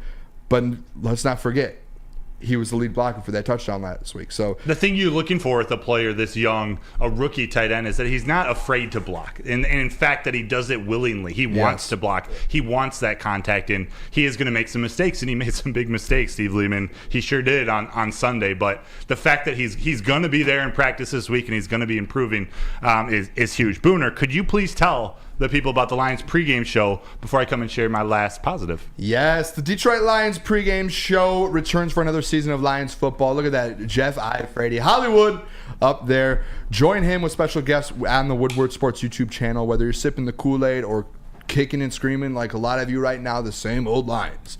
You will not want to miss this show. It will be every Sunday. Look at that, from 9:30 to 11:30. I typically am on that show. I was on it this last week, which was awesome, and on away games. So make sure you guys tune in to the Woodward Sports YouTube channel. Tune in. So I actually have two real quick ones. The first one I'm going to say, I thought the special teams played well on Sunday. I thought we could have used them a little bit more, punt the ball, kick a field goal on 4th and 2, but the special teams played well. And my most lasting memory, Seattle Seahawks didn't do anything on special teams, anything noteworthy, and then right at the end, we needed a big return out of Khalif Raymond with that punt near the end of the game, and he ended up, it was only about 16 yards, but he was very close to being pinned down pretty deep and was able to wiggle around to the outside. Then my last point, it's kind of a cliche, but it's something we haven't always seen out of our Detroit Lions. Another reason why SOL is dead. That's right, Chad. I said it. SOL is dead. I'm not saying that. They showed fight until the bitter end. Like, that game was not over until Tyler Lockett got that touchdown. Some of the decisions in overtime, some of the play in overtime wasn't so great, but they were down 10 with under 3 minutes to go and managed to fight and claw back. That's not an easy thing to do in the National Football League, especially when it's a team like Seattle who had consistently eaten up the clock. They won the time of possession battle that game, so they had every chance to put Detroit away, but they wouldn't give up. They did it with confidence too. Dan Campbell talked about it in his press conference today that when they were down 10, he didn't feel that one player was on the sideline like, oh, we can't do this. Yeah. And typically on like a bad team, an SOL team, that's what you would see. Like, you would see guys out there like, oh, this game's out of hand. We're done. There's 8 minutes left. It's a 10-point game. Let's just give up. Let's just go on to the Falcons. No, they forced overtime. And that's after a bunch of injuries too. Yes, they came back and found a way. They just find a way every single time to force overtime. Obviously, they didn't get the ball back in overtime, and they couldn't get a stop. Another one real quick I wanted to throw out there. this is an interesting one too, because I did see it. I think you might have put it on the prep. Someone put it on the prep about the wide receiver and with these injuries. You know, do you want to add a wide receiver, a running back? What do you want to do? I think it's pretty confident to say that Josh Reynolds is a good wide receiver 3 for us. He had 5 catches for 66 yards and 2 touchdowns again. Last week he had 50, 60 yards as well in Kansas City. It was 80. 80 yards. Yeah, he is a legit wide receiver 3 for us. We don't need to, in my opinion, you don't need to even worry about that wide. Maybe like when J-Mo comes back, that's a good 3 you have there. Oh yeah, I like that. Jalen's putting the 2 up over there. Hey, wide receiver 2. This is gonna be crazy, but like I think I'm like St. Brown. He has the best chemistry with Goff. They've been together for a long time. I think J-Mo to start off would be a good like slaughter 3, deep route if needed. But Josh Reynolds, good size, good body, can catch the ball, can run, can make good catches. I think he could be a number 2. I don't mind having J-Mo or him in the slot, but Josh Reynolds is having a great season. He's a good red zone target. I wouldn't mind seeing him being a number 2 receiver. You know what, too? That helps a ton for when J-Mo comes back to 100%. Not have as much pressure on him. 100%. To where he's able to come back and like until he really gets into things and he turns into that number 2. We know Josh Reynolds can do that without being like, oh, we need to go get weapons. That was one thing that didn't worry me at all throughout the day was our weapons, our offense. It was a little strange that they didn't target Marvin Jones Jr. at all, and that they didn't get Khalif Raymond involved. We didn't see any Antoine Green. I do think this is just Ben Johnson still getting a feel for this offense, and that Khalif Raymond flea flicker touchdown, that whole play was awesome. And Ben Johnson actually did a lot of good things. He definitely has some things to clean up. But I remember just one thing that sticks in my mind before we go to break, and I know you're going to tell him about SMA, is when Amon-Ra St. Brown went out with the ankle injury earlier in the game, he came back. I believe it was a play later. At that moment, if I, in my lack of experience being an NFL coach, if I would bet one player not to get the ball that next play, exactly what it's you're going to say. Amon-Ra St. Brown. And what do? They run a little fake. I forget how fake, like reverse. Fake reverse for then Jared Goff like 2 or 3. The jet sweep for to sure. Amon-Ra out of the backfield, cutting in between the offensive linemen. And I think he got 10, 15, maybe 20 yards. Maybe it wasn't that much, but I just thought it was a cool play, cool timing. Something I pair with when I used to play baseball. You throw a changeup and someone pulls it foul. They're all over it. They aren't expecting you to throw that pitch again. What do? You throw it again. So, damn right. Booner, could you tell the people about SMA and then come back and we're going to talk about Jared Goff and a little bit more Lions news. Yes, the sports marketing agency helps spread awareness about mental health and substance abuse. Their podcast, This Is the S Word, helps fight the stigma about seeking help. If you or someone you know is struggling, head over to thesportsma.com. Again, that is thesportsma.com. Now, coming to Woodward Sports, Woodward and Main Street, the Woodward Sports Network Detroit Lions show. Let's go! Catch Gabrielle D. Phillips, Matt Broder, and Terry Foster for all the latest news on your Detroit Lions every week. Only on the Woodward Sports Network YouTube channel and woodwardsports.com. Where's the most convenient place to get that big fitness energy? It's Planet Fitness. Join today for just $1 down, $10 a month. With over 2,400 locations and equipment for every workout, you can get in, get energized, and get going. And with free fitness training and most clubs open 24 hours, everyone belongs in the judgment-free zone. So join today for $1 down, $10 a month, no commitment, cancel anytime. Deal ends Wednesday, September 13th. Join now at any Metro Detroit location. Hurry, offer ends soon. Woodward Sports' own Tom Mazaway and Sam Stick Day will be hosting our Lions postgame show after every Lions game all season long. Tune into the Woodward Sports YouTube channel for his hot-off-the-press takes, game analysis, and Kool-Aid sipping celebrations.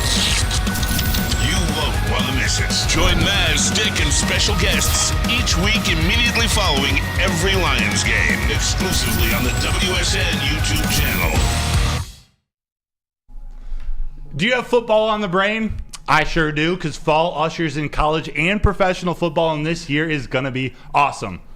Fall is also a perfect time to shop for your home and auto insurance, so why don't you shop at Lake of Pro with Swiss Insurance? They cover Woodward Sports Network, and they should be covering you. So ask for Mark at Swiss Insurance today at swissins.com or call 248-800-4177. Oh, this is the music that gets me going. We're back on track. Oh, yeah. We're right there. Got that juices flowing again. That injury hit us hard, but getting that C.J. Gardner-Johnson news at the beginning of the show was just like, we're back now. We are back. Thank you so much, everyone, for joining us. Please hit that likes. We got 130 people in here, 64 likes. We thank you all for joining. Eric Burrow, I just saw your name. You're a goat. Thanks for showing up. I don't know what you guys are doing tonight. Maybe you're having a nightcap. Maybe you're having a drink. Maybe you're smoking a little something, a little dispo. Or maybe you're just hanging with your family, you're some friends, watching Monday Night Football while also our stream is on. Thank you for joining us. Booner, we want to talk real quick. The man deserves a little bit of love. Jared Goff. That pick six didn't change your mind, change what you think of Jared Goff as a Lions starter, right? Not at all. And I think yesterday, Jared Goff, take away that pick six. And I know it's hard for us to be like, man, just take it away and let's not talk about it.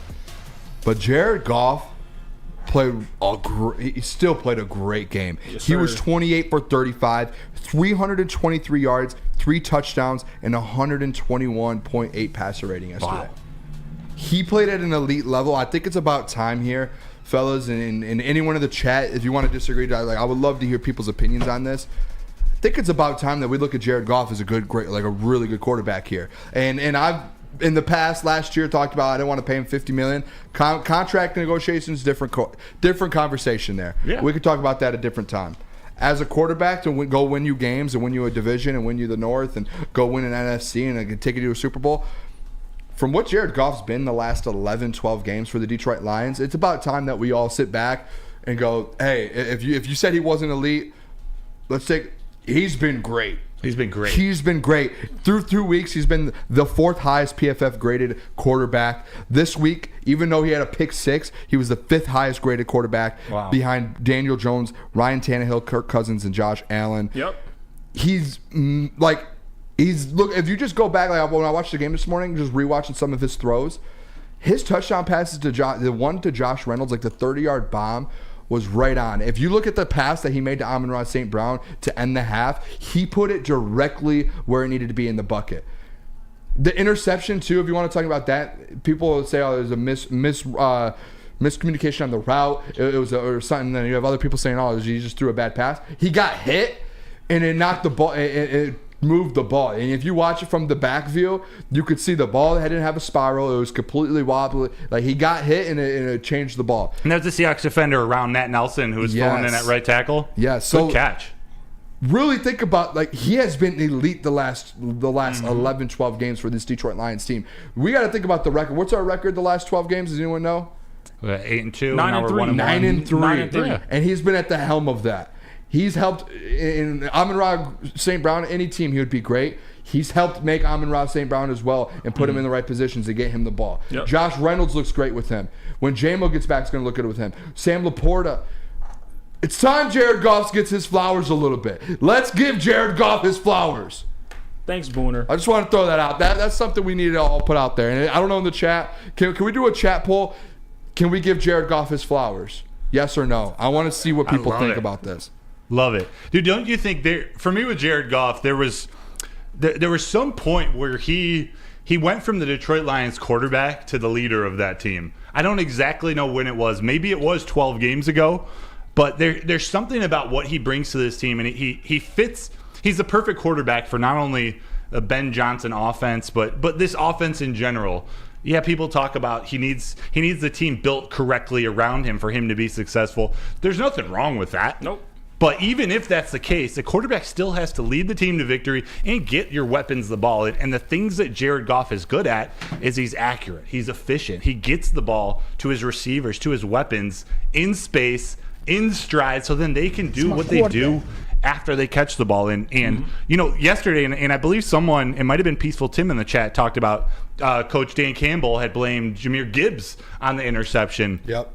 You turn around, Jared Goff, in his press conference, he took all the responsibility. And I love to see that out of both of those guys. This is one of those things, as weird as it sounds, I believe in this team more because of how both Dan Campbell and Jared Goff handled it.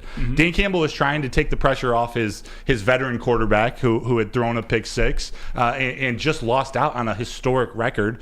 And Jared Goff, whoever's fault it was, whether it's Matt Nelson, Jahmyr Gibbs, or Jared, he took the responsibility. He was that leader to not throw his rookie running back, which a lot of people in the chat have said Jahmyr Gibbs looked a little lost out there. What are we doing with him? How is Ben Johnson using him in this offense?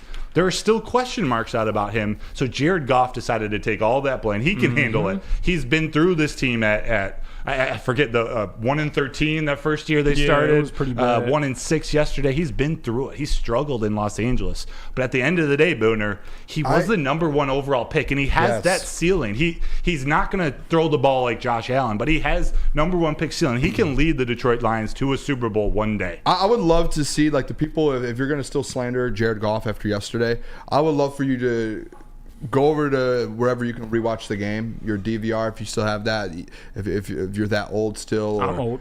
I don't know, NFL, that's where I watched it at. Go watch Jared Goff and go rewatch that game and just focus on Jared Goff. He's the heart of the team, and he is the motor that he keeps that motor going there. And he made so many plays yesterday. It's not just his throws, man. It's everything he does. And I finally noticed it after that game, and when I rewatched this morning, I was like, Jared Goff is really, really good. And then you go back and look at some of the games that he played last year to end of the year. Like, he hasn't thrown a pick since the Miami game Miami game last year. He had that whole streak going, and then as soon as he throws a pick and gets a pick six, everyone's on his head and going at him about it. It was ridiculous. And in that same game, he still has a 121 passer rating, and he's still a top 5 ranked PFF quarterback, and people are still going to question that and be like, his pick six lost us the game. Booner, so it sounds like, is it time to end the Jared Goff slander? It is. After a loss. And there's still people like, you still have to give him a couple weeks. All right, if I've given him weeks since last year, and he keeps proving me wrong, and they keep winning with him. I'm over that. I'm at the point now to where it's like, now if he turns around and he's bad for the next 5 weeks, then I'll come back on it. But I'm over that hump. Jared Goff is good. He's a great quarterback that will win you games. The biggest thing to me, what he showed yesterday, was his leadership qualities, especially after that late hit. He came up chirping at the other team like crazy after he got wrecked. He's not scared, and when you see your quarterback getting into it with 350-pound defensive tackles and linemen, he's the one talking to him. That part's great, and I like that he's incorporating Sam Laporta into this offense so strong. Laporta's on pace for 867 yards receiving, and that would actually be 5th most all-time by a rookie tight end. That's a money stat. I think for that, though, like to Nick's point, it's like Jared Goff is he's a smart quarterback, great quarterback. Everyone, when we drafted Hendon Hooker, was like, yeah, we're going to just keep Goff this next couple years and just, let him go. You aren't going to get anybody better than Goff right now. I don't think you can do it in the market. It's not going to happen. I'm not, looking forward to that. I think with this dude in this system with us, we're going to lock in. We're going to win some games. He doesn't make that many mistakes. That pick six was not his fault all necessarily, but, he took the blame for it as a quarterback should. But people were, like, not trying to pay him. And, Hendon Hooker, that's the new guy. Jared Goff is our franchise quarterback for the next 5 years, probably 3 years. And he's going to be older, but it's no reason to let him go. I'm locked in with Jared Goff, man. How about this, Booner? That late hit that Nick referenced, do you think that was a dirty hit? Yes. Do you remember that? It was in the first half. Oh, 100%. He was standing there with his hands down by his side. He literally had his hands down by his side, and the guy just came up and hit him. Well, they were kind of you couldn't actually see his hands. They were in front of his body. It looked like he was just like done.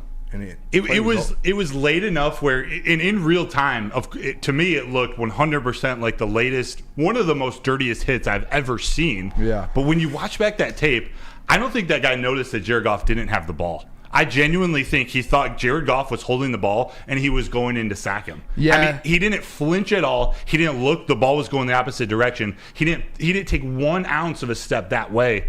I don't know if it was dirty. It was definitely extremely late. Even if he did it, like if he thought he had the ball, in that case, like you did hit him, yes, but even he doesn't have the ball, so it's going to be a penalty no matter what. Mm-hmm. It's definitely a penalty, yeah. Whether he meant it or not, it still was a bad hit, and he got up and he was not happy. How about this? And then he started doing the crying thing too. Jared Goff did? No, I'm pretty sure the defender started doing like this, and people were wanting them to throw another one for taunting. I think he thought he just sacked Jared Goff. Genuinely. And I might be wrong. I don't know this for sure, but I'd encourage you to go watch it again. And everyone in the chat, let me actually see if anyone agrees, because I haven't heard too many people say this, and I might be wrong. But as a hypothetical, what if Aaron Rodgers or Patrick Mahomes or Justin Herbert? What if a defender took four steps unblocked after a play to take down one of those guys? Do you think that player gets suspended or kicked out of the league? Oh, no, not kicked out of the league, but... No, I know. I was exaggerating there. I was like, whoa, Broder. Broder's trying to get everyone out of the league here. No, get him out. I don't know about that. I don't even know about a suspension, but maybe, like, in that case, out of the game? I don't know. I'm going to definitely have to watch that again, but I don't know. Yeah, I need to rewatch that then. I don't know if anyone's put in the chat here. I agree. He thought he had the ball. Kobe did. Kobe said that. There we go. Coach Walk said, no, I don't think so. Coach Walk does no ball. Yeah, Mark Peugeot, thank you for being here. We covered that in the first two segments. What a bummer you're having C.J. Gardner-Johnson likely out for the season with a torn pectoral muscle. Well, hey, how about this? We're going to finish up the last 30 minutes of this show talking NFL. We're going to go around the NFL. We're going to do some hypotheticals. We're going to pick some things, but I need to tell you about Dispo first. Because if you want to experience the true meaning of exceptional cannabis products with Dispo Dispensary, you can find them at any one of their 12 locations, including their newest one at Whitmore Lake, Michigan. Dispo is never far away. You can join us for 4 more shows this Friday, September 22nd at Dispo in Romeo. Actually, so it's not going to be in Whitmore Lake. It's at Dispo in Romeo. So Dispo Dispensary, disposhops.com. They are your local cannabis plug. Gabby is a college student struggling to study for her big exam. Then she discovered Syntron, a healthy way for her to stay awake and focus. Jennifer frequently has chaotic days like this until she gets online, orders some Syntron, and finds her groove. April visited her local grocery store, purchased a case of Syntron, and entered to win the Syntron 100K Vegas giveaway. Pick up your case of Syntron today at any Meijer location or visit drinksyntron.com/Vegas and enter for the 100K Vegas giveaway. Join Woodward Sports' own Jeff Iafrate along with special WSN guests for the most anticipated Lions season in decades. Filled with different surprises and expert analysis. You're not going to want to miss out. Go to our Woodward Sports YouTube channel on Sundays and tune in live from 9:30 to 11:30 a.m. Hey, this is Mr. Kearney, Chief Academic Officer, Academy of Warren. I want to welcome you to the brand new field house. The state-of-the-art facility has a regulation basketball court, volleyball court, soccer field.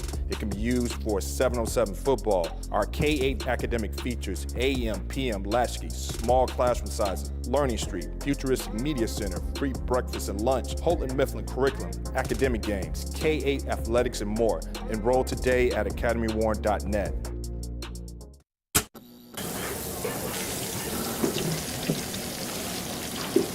Burgers and chicken sandwiches are taking over at Big Boy. Try our new pretzel bacon cheeseburger. Turn up the heat with Bob's hot chicken sandwich. Upgrade those regular fries with our chili cheese fries or loaded baked potato fries. Hit your sweet tooth with funnel cake fries or Reese's chocolate peanut butter thunder cake. Load up on all your favorites today at Big Boy. How would you like to win a 100K Vegas getaway? Take your friends and live it up in the city that never sleeps. It's the Syntron Energy. Drink it and live it. You can purchase a 24-pack today and enter to win. You got to register at Syntron.com/Vegas or buy Syntron at your local Meijer store. Syntron, the healthier energy drink with great taste, allows you to look good, feel great, and be the best version of yourself with Syntron. Go to drinksyntron.com/Vegas. And we're back. This is Woodward Nights. We're coming down the final stretch. Let's go. It's 9:33. We got 27 minutes left. Yes, sir. If you could, everybody hit that like. That helps us out, helps us push this show, this content, this network out to more people. We really do appreciate your support. We're here with Booner. I am Matt Broder, and we're about to jump into Booner. Overreaction Monday. I said around the NFL. This is around the NFL, but this is Overreaction Monday, our segment we're going to do every Monday. That's our Around the NFL segment, is Overreaction Monday. We did that last week. We really kind of, the morning show kind of went over a bunch of stuff and kind of were overreacting, and that was how we got it. Was I texted you and I said, everyone's overreacting about week 1 of the NFL. Everybody. And so we started that there. You know what you don't need to overreact with? Nick and Parker, who was filling in for Jalen on Friday. Yes. They defeated us. They went 8-5 in their picks last Friday. They did. Big and we facts. went 6-7. Nick knows ball. Nick knows ball, baby. Did Nick just dropped his own big facts? He did, which sounds like an overreaction to me. That is hilarious. Which sounds like an overreaction to me. But they're 3 games ahead. I'll pass him up this week. We got a long season. That didn't even include the first week's picks that I got to calculate. I have a feeling I'm going to inch a little closer to them. You might too. I remember you had some good ones. But Booner, let me start off with one. Let me see what you think about this. Is this an overreaction or not? Hit me with it. That the Bucks, the Tampa Bay Buccaneers, are a legit threat, not only to win the NFC South, but to beat the Lions in Week 6. Jesus. 2. Not an overreaction. Hey. I don't think they're like a huge threat, but it's definitely, a legit threat. We say it all the time. It's the NFL, unless you're playing like even the Cardinals, man. Like, the Cardinals have given teams trouble. They've proven that they can win. They're 2-0. They've beaten the Packers and the Bears already. Yeah, I believe they've already beat 2 teams in the NFC North. Every single game you play in the NFL is going to be a problem. They know how to win. You could tell with Baker, they've figured out how to win. Mike Evans is a legit threat. They've always had a little bit of a defense. Yeah.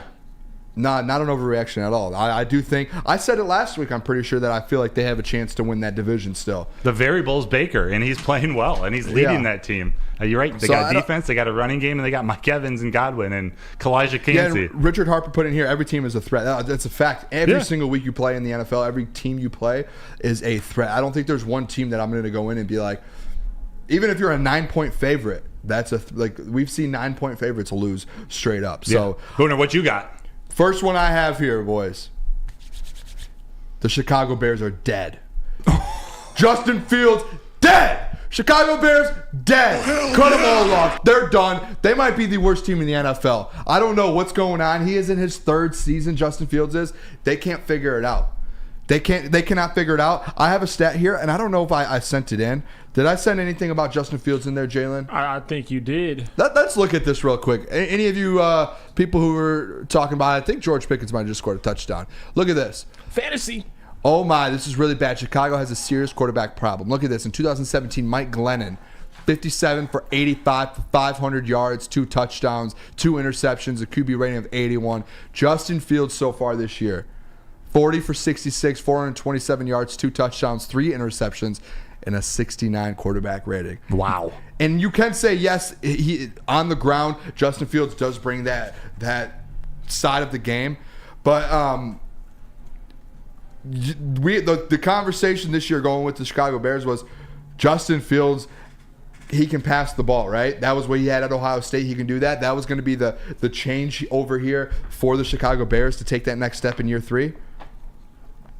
Let me stat right there. Chicago Bears are dead. Let me just tack onto this. The one that I had number 3, actually, since we did this alone, the Bears will get the first overall pick in back-to-back years. Wow. Do you think they're going to finish worse than the Cardinals or any other team in the NFL? I think the Bears have a chance to be the last team in the NFL. They might. I think they do. Again. They have no offensive line. I love Darnell Wright. I love that pick, but that offensive line with Justin Fields' scramble ability are struggling. But what about this one? I got another one for you. Both the Jets and the Broncos season is over. And I'll follow it up with a question. Do both teams need to move on from their quarterbacks to have a shot at making the playoffs? Do they have to move on their quarterbacks this week? The Jets with Zach Wilson and the Broncos with Russell Wilson. The Wilsons. Yeah, that is wild. The Jets, if the Jets get a new quarterback in the next 2 weeks, yes, they have a chance to make the playoffs and they're fine. They need to do it now, though, because they're 0-2. The Broncos, I don't know. I could be crazy to think that they have a chance to still turn things around. I don't know why. I don't know why. We only saw the Bengals do it recently, go 0-2 and make the playoffs. I don't know. I don't know if it's Sean Payton or Russell Wilson I have a little bit of faith in. I feel like there's a chance maybe they turn it around. I don't know. I could be crazy though. Yeah, hit me with your next one. Next one here. The Bills are back to being the Buffalo Bills, baby. Everyone told me Josh Allen was done. Everybody told me the Buffalo Bills weren't going to be the Bills. They showed out. Josh Allen is Josh Allen. If he does that every week, this team has a chance to go win the Super Bowl. Let him do it. I don't know what happened here of a 2.0 attempt, but the Buffalo Bills are back.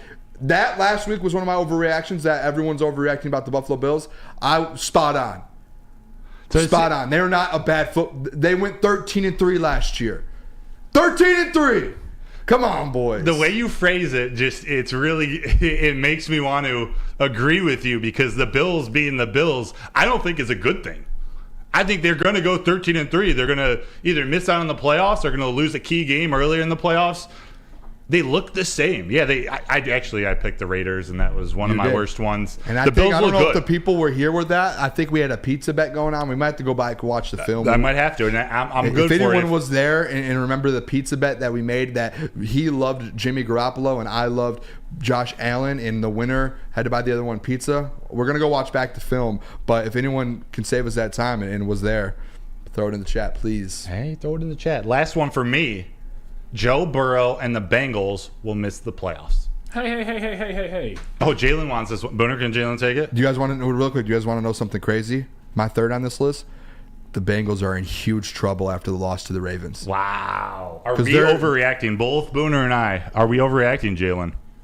You know, I'm a big Joe Burrow guy, and I'll be honest, I don't like to lie in here, but I think they may be in trouble, but they always do like 0-2. Joe Burrow always starts off slow. I don't care if it's in college or whatever. NFL, he starts off slow. Jamar Chase, T. Higgins is a contract year. Talk to me in about like week 8 or 9, because Joe Burrow always starts off slow, and where do they always end up? Tell me where they end up. Well, they started slow last year. They're 0-2, and they made it to the playoffs in the AFC Championship game. But they have a chance to go 0-3 if Burrow doesn't play this next week. They play the Rams, they've been playing pretty well. Puka. If they go 0-3, the season's done. Right? Has the team ever gone 0-3 and went and did something? I don't know. Plus, it's Overreaction Monday. I think you guys are spot on with the Bengals. Wow. I do not think they are contending for the playoffs this year. Their conference is too tough. I mean, whoever wins this game, if Cleveland wins this game, they'll be 2-0. The Ravens will be 2-0. If Pittsburgh wins, we know what they can do with a little bit of momentum. So, man, who knows? The big boys up front for Joe Burrow are not helping him out, and you worry about he's got kind of a nagging calf injury. That's what happened to Aaron Rodgers before he tore his Achilles. Not wishing that. No, stop! Hey, man! I'm not wishing that. I'm not wishing that on Joe Burrow. I'm saying that because usually when injuries happen, even nagging ones, oftentimes it leads to other injuries, and you worry about something. What? I don't Speaking like the that. truth. Real quick then, Broder, I'm sorry. I'm going to tell you guys about Big Boy. Let's get that bad Wuju or whatever that stuff is out of the air here. Burgers and chicken sandwiches are taking over at Big Boy. Those look really good right now. I could use one. It is burger time. Try the best cheeseburgers, our own new pretzel bacon cheeseburger. Are you craving chicken? Try the Dolly chicken sandwich or turn up the heat with Bob's Hot Chicken. Upgrade your regular fries, chili cheese fries, loaded baked potato fries. Or if you want some dessert, try the new Reese's Chocolate Peanut Butter Thunder Cake. Or as well as the funnel cake fries, only over at Big Boy. Check it out. Woodward Sports' own Tom Mazaway and Sam Stick Day will be hosting our Lions postgame show after every Lions game all season long. Tune into the Woodward Sports YouTube channel for his hot-off-the-press takes, game analysis, and Kool-Aid sipping celebrations. You won't want to miss it. Join Maz, Stick, and special guests each week immediately following every Lions game, exclusively on the WSN YouTube channel.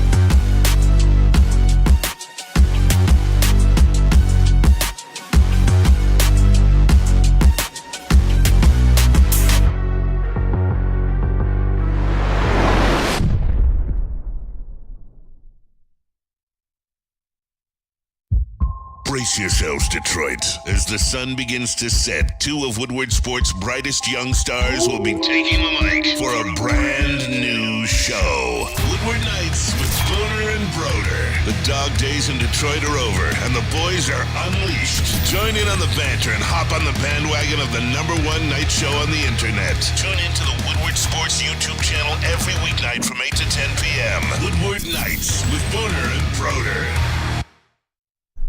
You got to check out downtown's newest sports bar, 5 Iron Golf. They've got 13 TrackMan simulators, certified instructors, and most importantly, a full bar and restaurant. 5 Iron Leagues are back, debuting earlier this week, so they're continuing into next week. You can compete nationwide for a chance to win a trip to the Dominican Republic. Bring a foursome or sign up as an individual to be placed on a team at 5irongolf.com. But wait, use code Woodward10 for 30% off the league. That's 5irongolf.com to sign up. We are back, and we are going to get right into it. This is Woodward Nights with Booner. That's Booner. And I'm Broder, Matt Broder.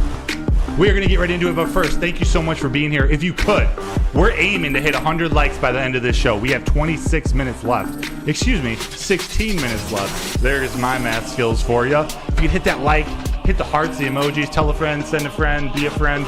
You know, all the good stuff that Booner says. Yes, help us out, man. But we're going to go real quick. This is going to be maybe our shortest segment of all time. A little more around the NFL, but we're going to talk storylines for week 3. But first, Booner, do you have a hero? We're going to heroes versus zeros. Booner, do you have a hero for week 2? I do. Can I give out 2? Please. I kind of took yours from your last segment as Baker Mayfield. Hey. Beating the Bears, taking that team to go 2-0. No one expected it.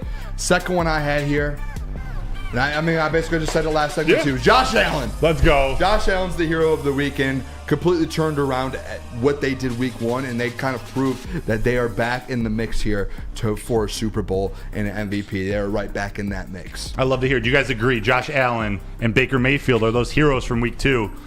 I was thinking maybe Chris Jones, maybe Geno Smith, maybe even Mike Evans.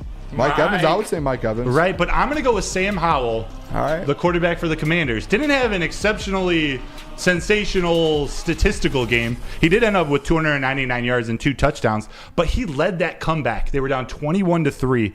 Led that comeback for the Commanders to go ahead and get that dub. So I'm going Sam Howell. Love it. But with every hero, there's a zero. Who you got? Broder made up this segment, and it's just like a dad joke. He just made a segment up for a dad joke. That's what I do. I love it. So my zeros here. First one I have, I don't think anyone disagrees, is Brandon Staley and the Chargers losing to the Titans. He cannot figure it out, and this is bad for the Detroit Lions because all this means is Ben Johnson's going to have a job outside of Detroit next year. That's all this means, and it is the most frustrating thing in the world, just knowing that Brandon Staley will never be a good coach, and he's going to get fired, and they're going to want Brad or Ben Johnson. It's one of the most frustrating things in the world. It's so frustrating. My second one, though, here, rest in peace to the New York Jets. If they don't get a quarterback, they're done. Zach Wilson, as much as I was like cheering for him to like kind of make a little bit of a comeback, done. He looked so bad versus the Cowboys. I don't know if it's Nathaniel Hackett over there giving him the wrong plays. I don't know what it is. He looks so bad. He threw 3 interceptions again. I'm pretty sure, or 2 interceptions. It was just bad. And we were in here watching it right after the Lions game. It was bad. Brutal to watch, Before I give you my zero, could you tell the people about the show that I will be on tomorrow morning live from 7 to 8 a.m.? All the inside scoop for your Detroit Lions. Make sure you tune into the Woodward and Maine show featuring Gabrielle D. Phillips, Matthew Broder, and Terry Foster for all the inside information that you need for the Detroit Lions. Anything that you want to talk about there, make sure you tune in tomorrow, Tuesdays, 7 to 8 a.m., and Sundays from 8 to 9 a.m. Great show, too, especially before the pregame show, to tune into that and heading right into the pregame show. Make sure you guys tune in on the Woodward Sports YouTube page. Awesome. So for my zero, before we get to mailbag next segment, I was about to go with the Wilsons, but since we just talked about them, and I'm talking Russ and Zach Wilson, you're talking Brandon Staley. I'm going to stay in the coaching world. I'm going to go Josh McDaniels. I had such high hopes for the Raiders going into Buffalo, looking to upset them. No, I'm saying he's a zero because he blew it. They had a chance to really make a statement and prove that the Raiders behind Jimmy Garoppolo were a legit team that was worthy of my selection of them in the top 10, and they're definitely moving down 5, maybe 7 spots when we do our power rankings tomorrow. I think you might be backpedaling. Not backpedaling. I'm not. I picked them. I picked them. And they lost. They actually got embarrassed. They did. Because of Josh McDaniels. From who? What? By who? By the Buffalo Bills and Josh Allen. Baby. I'm not trying to hide. It's not backpedaling if you don't hide from it. Let me tell you guys about Lady Jane's, though. And then when we do come back, we're going to do a mailbag. If you guys wanted to ask questions about the C.J. Gardner-Johnson stuff, all of that, the injury, we're going to kind of do it a little early here so we can hopefully Broder and me can answer some more questions on that and that injury there. But come to Lady Jane's Haircuts for Men for an award-winning haircut experience. I got my haircut there the other day. Register to win a trip of your dreams and all expenses paid suite for the 2024 NCAA tournament. That is right. No expenses spared for you and 5 of your best buds. You can even take me, Booner. That would be awesome. Lady Jane's Haircuts for Men, open 7 days a week. Walk in anytime. It is wicked awesome. Wicked. Calling all landscapers. This is Darren McCarty. I'm at Outdoor Equipment Co. How would you like to landscape like a legend? How about a bad boy zero turn? And even a chainsaw.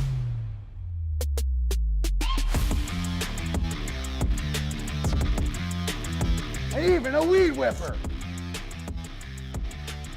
So register today at OutdoorEquipCo.com, and even you could have DMAC on your landscaping crew.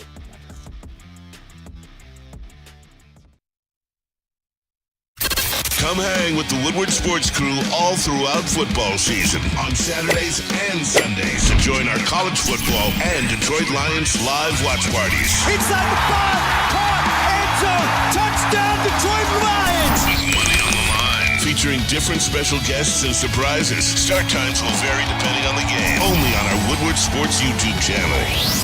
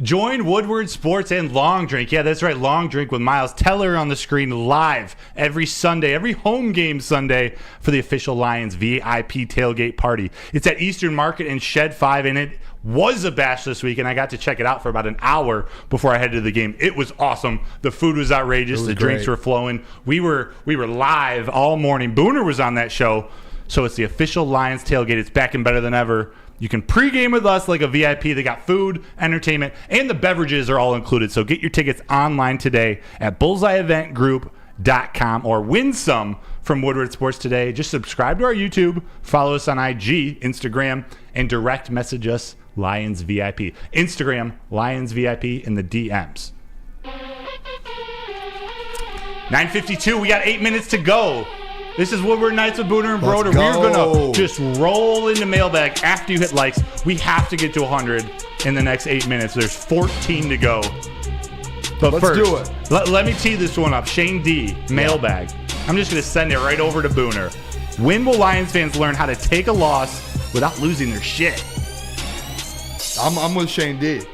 That's all that. Everything that the Detroit Lions fans have been doing the last 24 hours is losing it. Real, especially this new regime, this new team. We're 9-3 in the last 12 games. It's true. Relax. We lost one game. We're not going 17-0. Thank you, Shane, for that. I'm glad. I'm glad. This is what I'm glad. I'm glad I could go through this show and just one person's like, yeah, maybe Booner is right. maybe we do need to take a step back here, and maybe we are going to be just fine. I hope so. And then in 5 weeks, if we lose 5 straight, I'll be on your guys' side. But it's not going to be the case. It's true, but Booner, can you beat a female deer to a fight to the death barehanded? A doe? A doe, a deer. A doe? Oh, good job, Boone. That's from DH95. I could take a deer. A doe? Yeah, like a smaller doe. Yes. Barehanded? Barehanded. Yeah, I could probably take a bear barehanded. How about this one? I might be able to take a lion. I could. Stop not scared. Yes. Stop not scared. We're not scared. Stop not scared. Give me a bear. Put a bear in the studio here right now. I'll take it.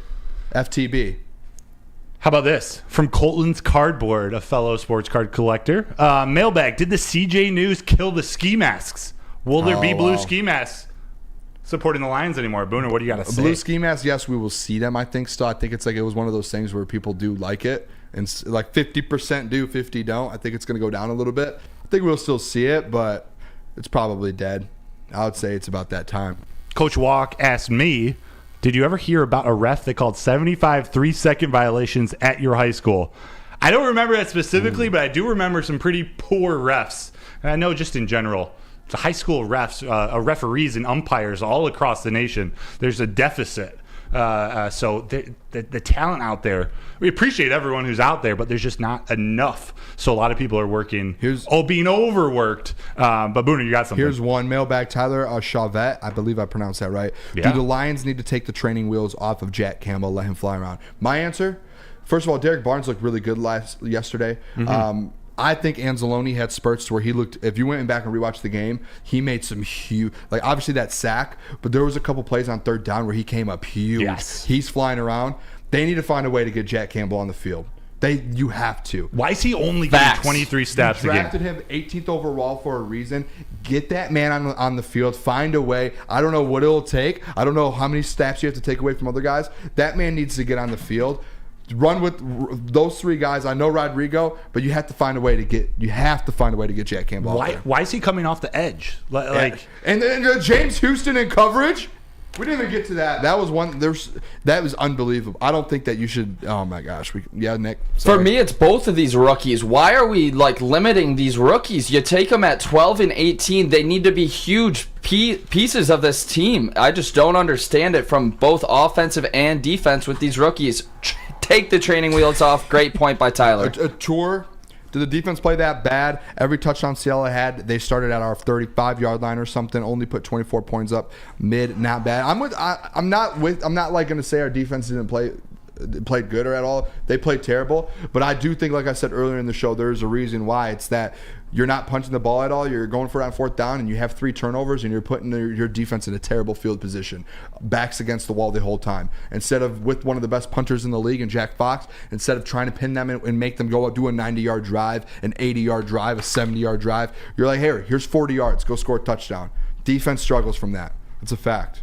Dude, Football 101. You brought up James Houston. It's like I was all for him throughout training camp, throughout this offseason, developing into a 3-down player. But especially after watching yesterday, and unfortunately he's going to be out for 6 to 8 weeks. But dude, holy shit, that dude needs to be playing. He needs to be focusing on one thing and one thing only, and that's getting after the quarterback. And then to hear he got hurt playing special teams. That's the stuff that gets to me. It's hard to let that settle in my stomach. Mailbag. Keep getting your questions in. We got 3 minutes left. Yes. We're 9 likes away from 100. Almost at 1K. Yeah, where are the Quara brothers? All right, Tyler said here, this is for you, Broder, because you're around there a lot with Aaron Glenn. He said, what schemes do we need to see to kind of generate more sacks?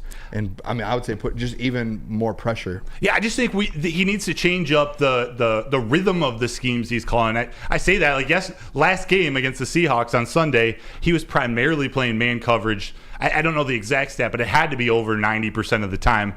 At Kansas City, it was much more zone coverage, but it was also different looks, bouncing between man and zone and a few different. I think they play cover 3 a little bit, but they just need to mix up the secondary look to confuse the quarterback. But really, a lot of it comes down to that defensive line getting pressure. They got literally none. So when these guys are in man coverage, it allows Patrick Mahomes and Geno Smith to escape when that center of the defensive line isn't getting pressure up the middle. Yeah, and Tactical Puma here said, why are they dropping our best pass rusher into coverage? I don't know why. I didn't realize it actually until I rewatched this morning that Houston there, because he gave up he was the one that gave up a huge on third down. It was like a 30 or 40 yard pass to the tight end, and he was the one in coverage. And then right there, I was just like, what are we doing here? Why is he the one in coverage? Why is James Houston he's the one that's supposed to be rushing, putting pressure on Geno Smith? I don't know. That when I saw that, my head just went in a bunch of circles. It's true. There was another one here too that I liked. I can't find it again. Oh man. Miller, why they dropped? Oh, you got that one. That was from Tactile Puma 58. Oh, Steve Wilds. How did he play all game with the torn pec? That's tough. That's what we were confused about at the beginning. It's like, of all the players, because Jalen teased us, like, dude, we have some really horrible breaking news. There's a player out for the year. We didn't think it was C.J. Gardner-Johnson because he came back and played in that game. 3 quarters. He went out in the first quarter and then went right back in and played the whole game. A torn pec is so painful. I don't know. He was out there flying around. He made plays. He had a good game. Yeah. That one penalty, though, that I think crushes he led the team me. in tackles. Yeah, I'm picturing him, and I think of Brian Branch in the same route as just one of those guys coming off the edge, the flat. Whenever they try to run a sweep or a screen to the outside, it's like C.J. Gardner-Johnson always manages to make that tackle. He's such a great tackler. Let's see. Is there any more questions? We have 1 more minute left. We'll take 2 more questions here, and if you guys hit that like button, we'll get over 100 and. Oh, DH95, I think, just had a good one. Let me finish reading this. Oh, okay, here we go. Booner, mailbag. Does our offense work without David Montgomery? We had nothing going on once he went down. Now the toe injury to St. Brown. Yeah, I'm not too, to me personally, people might be. I'm not too worried about the Amon-Ra one. Amon-Ra St. Brown one. Me neither. I don't know why. It just to me, it's something that's like, I think he's tough enough, and he's at that level to where he's trying to be an all-pro. He's trying to be that guy. I think he plays through it. The David Montgomery one, on the other hand, Jahmyr Gibbs, and I know Nick was in the chat saying that Jahmyr Gibbs needs more touches. He does, but I don't know if he's going to bring, especially in the run game, if he's going to bring what David Montgomery did. And that's where my worry is, because that was something huge last year with Jamal, and you saw in the first half and that first 2 possessions with David Montgomery what he did for that team. He certainly can't replace the type of physicality that he brings. Jahmyr Gibbs can play physical. He can run in between the tackles. The whole game changed once David Montgomery. The staff doesn't want Jahmyr Gibbs going between the tackles too often, and they showed you that at the end of the game. And this was one of the puzzling paths of decision making that went down. They had Craig Reynolds getting the main snaps near the end of the game, and not Jahmyr Gibbs. Once David Montgomery went in on that final drive, it was Craig Reynolds, and he's a great third down back, the guy to come give David Montgomery or Jahmyr Gibbs a blow because he's such a good pass blocker, but he can't be your workhorse. No. I love Craig Reynolds, but he just can't be that guy. I think it's just 2 different styles of running backs. Like, we could say, hey, we can give Jahmyr Gibbs 20 rushes or 20 carries and 7 catches out of the backfield. Just completely different players, different styles. If you start I don't think Jahmyr Gibbs would get that same production that David Montgomery would going up through the tackles, and I just don't see it. So we took him at 12, so he's better. That's where I'm at with it. Comes back positive at least a little bit here. Listen, don't worry about the same old Lions fan stuff. Let's move on. Let's go get a win in Atlanta. Appreciate you guys tuning in. Hit that like button. We love you all. We'll see you guys tomorrow, 8 to 10 p.m. Tune in. Everything's going to be fine.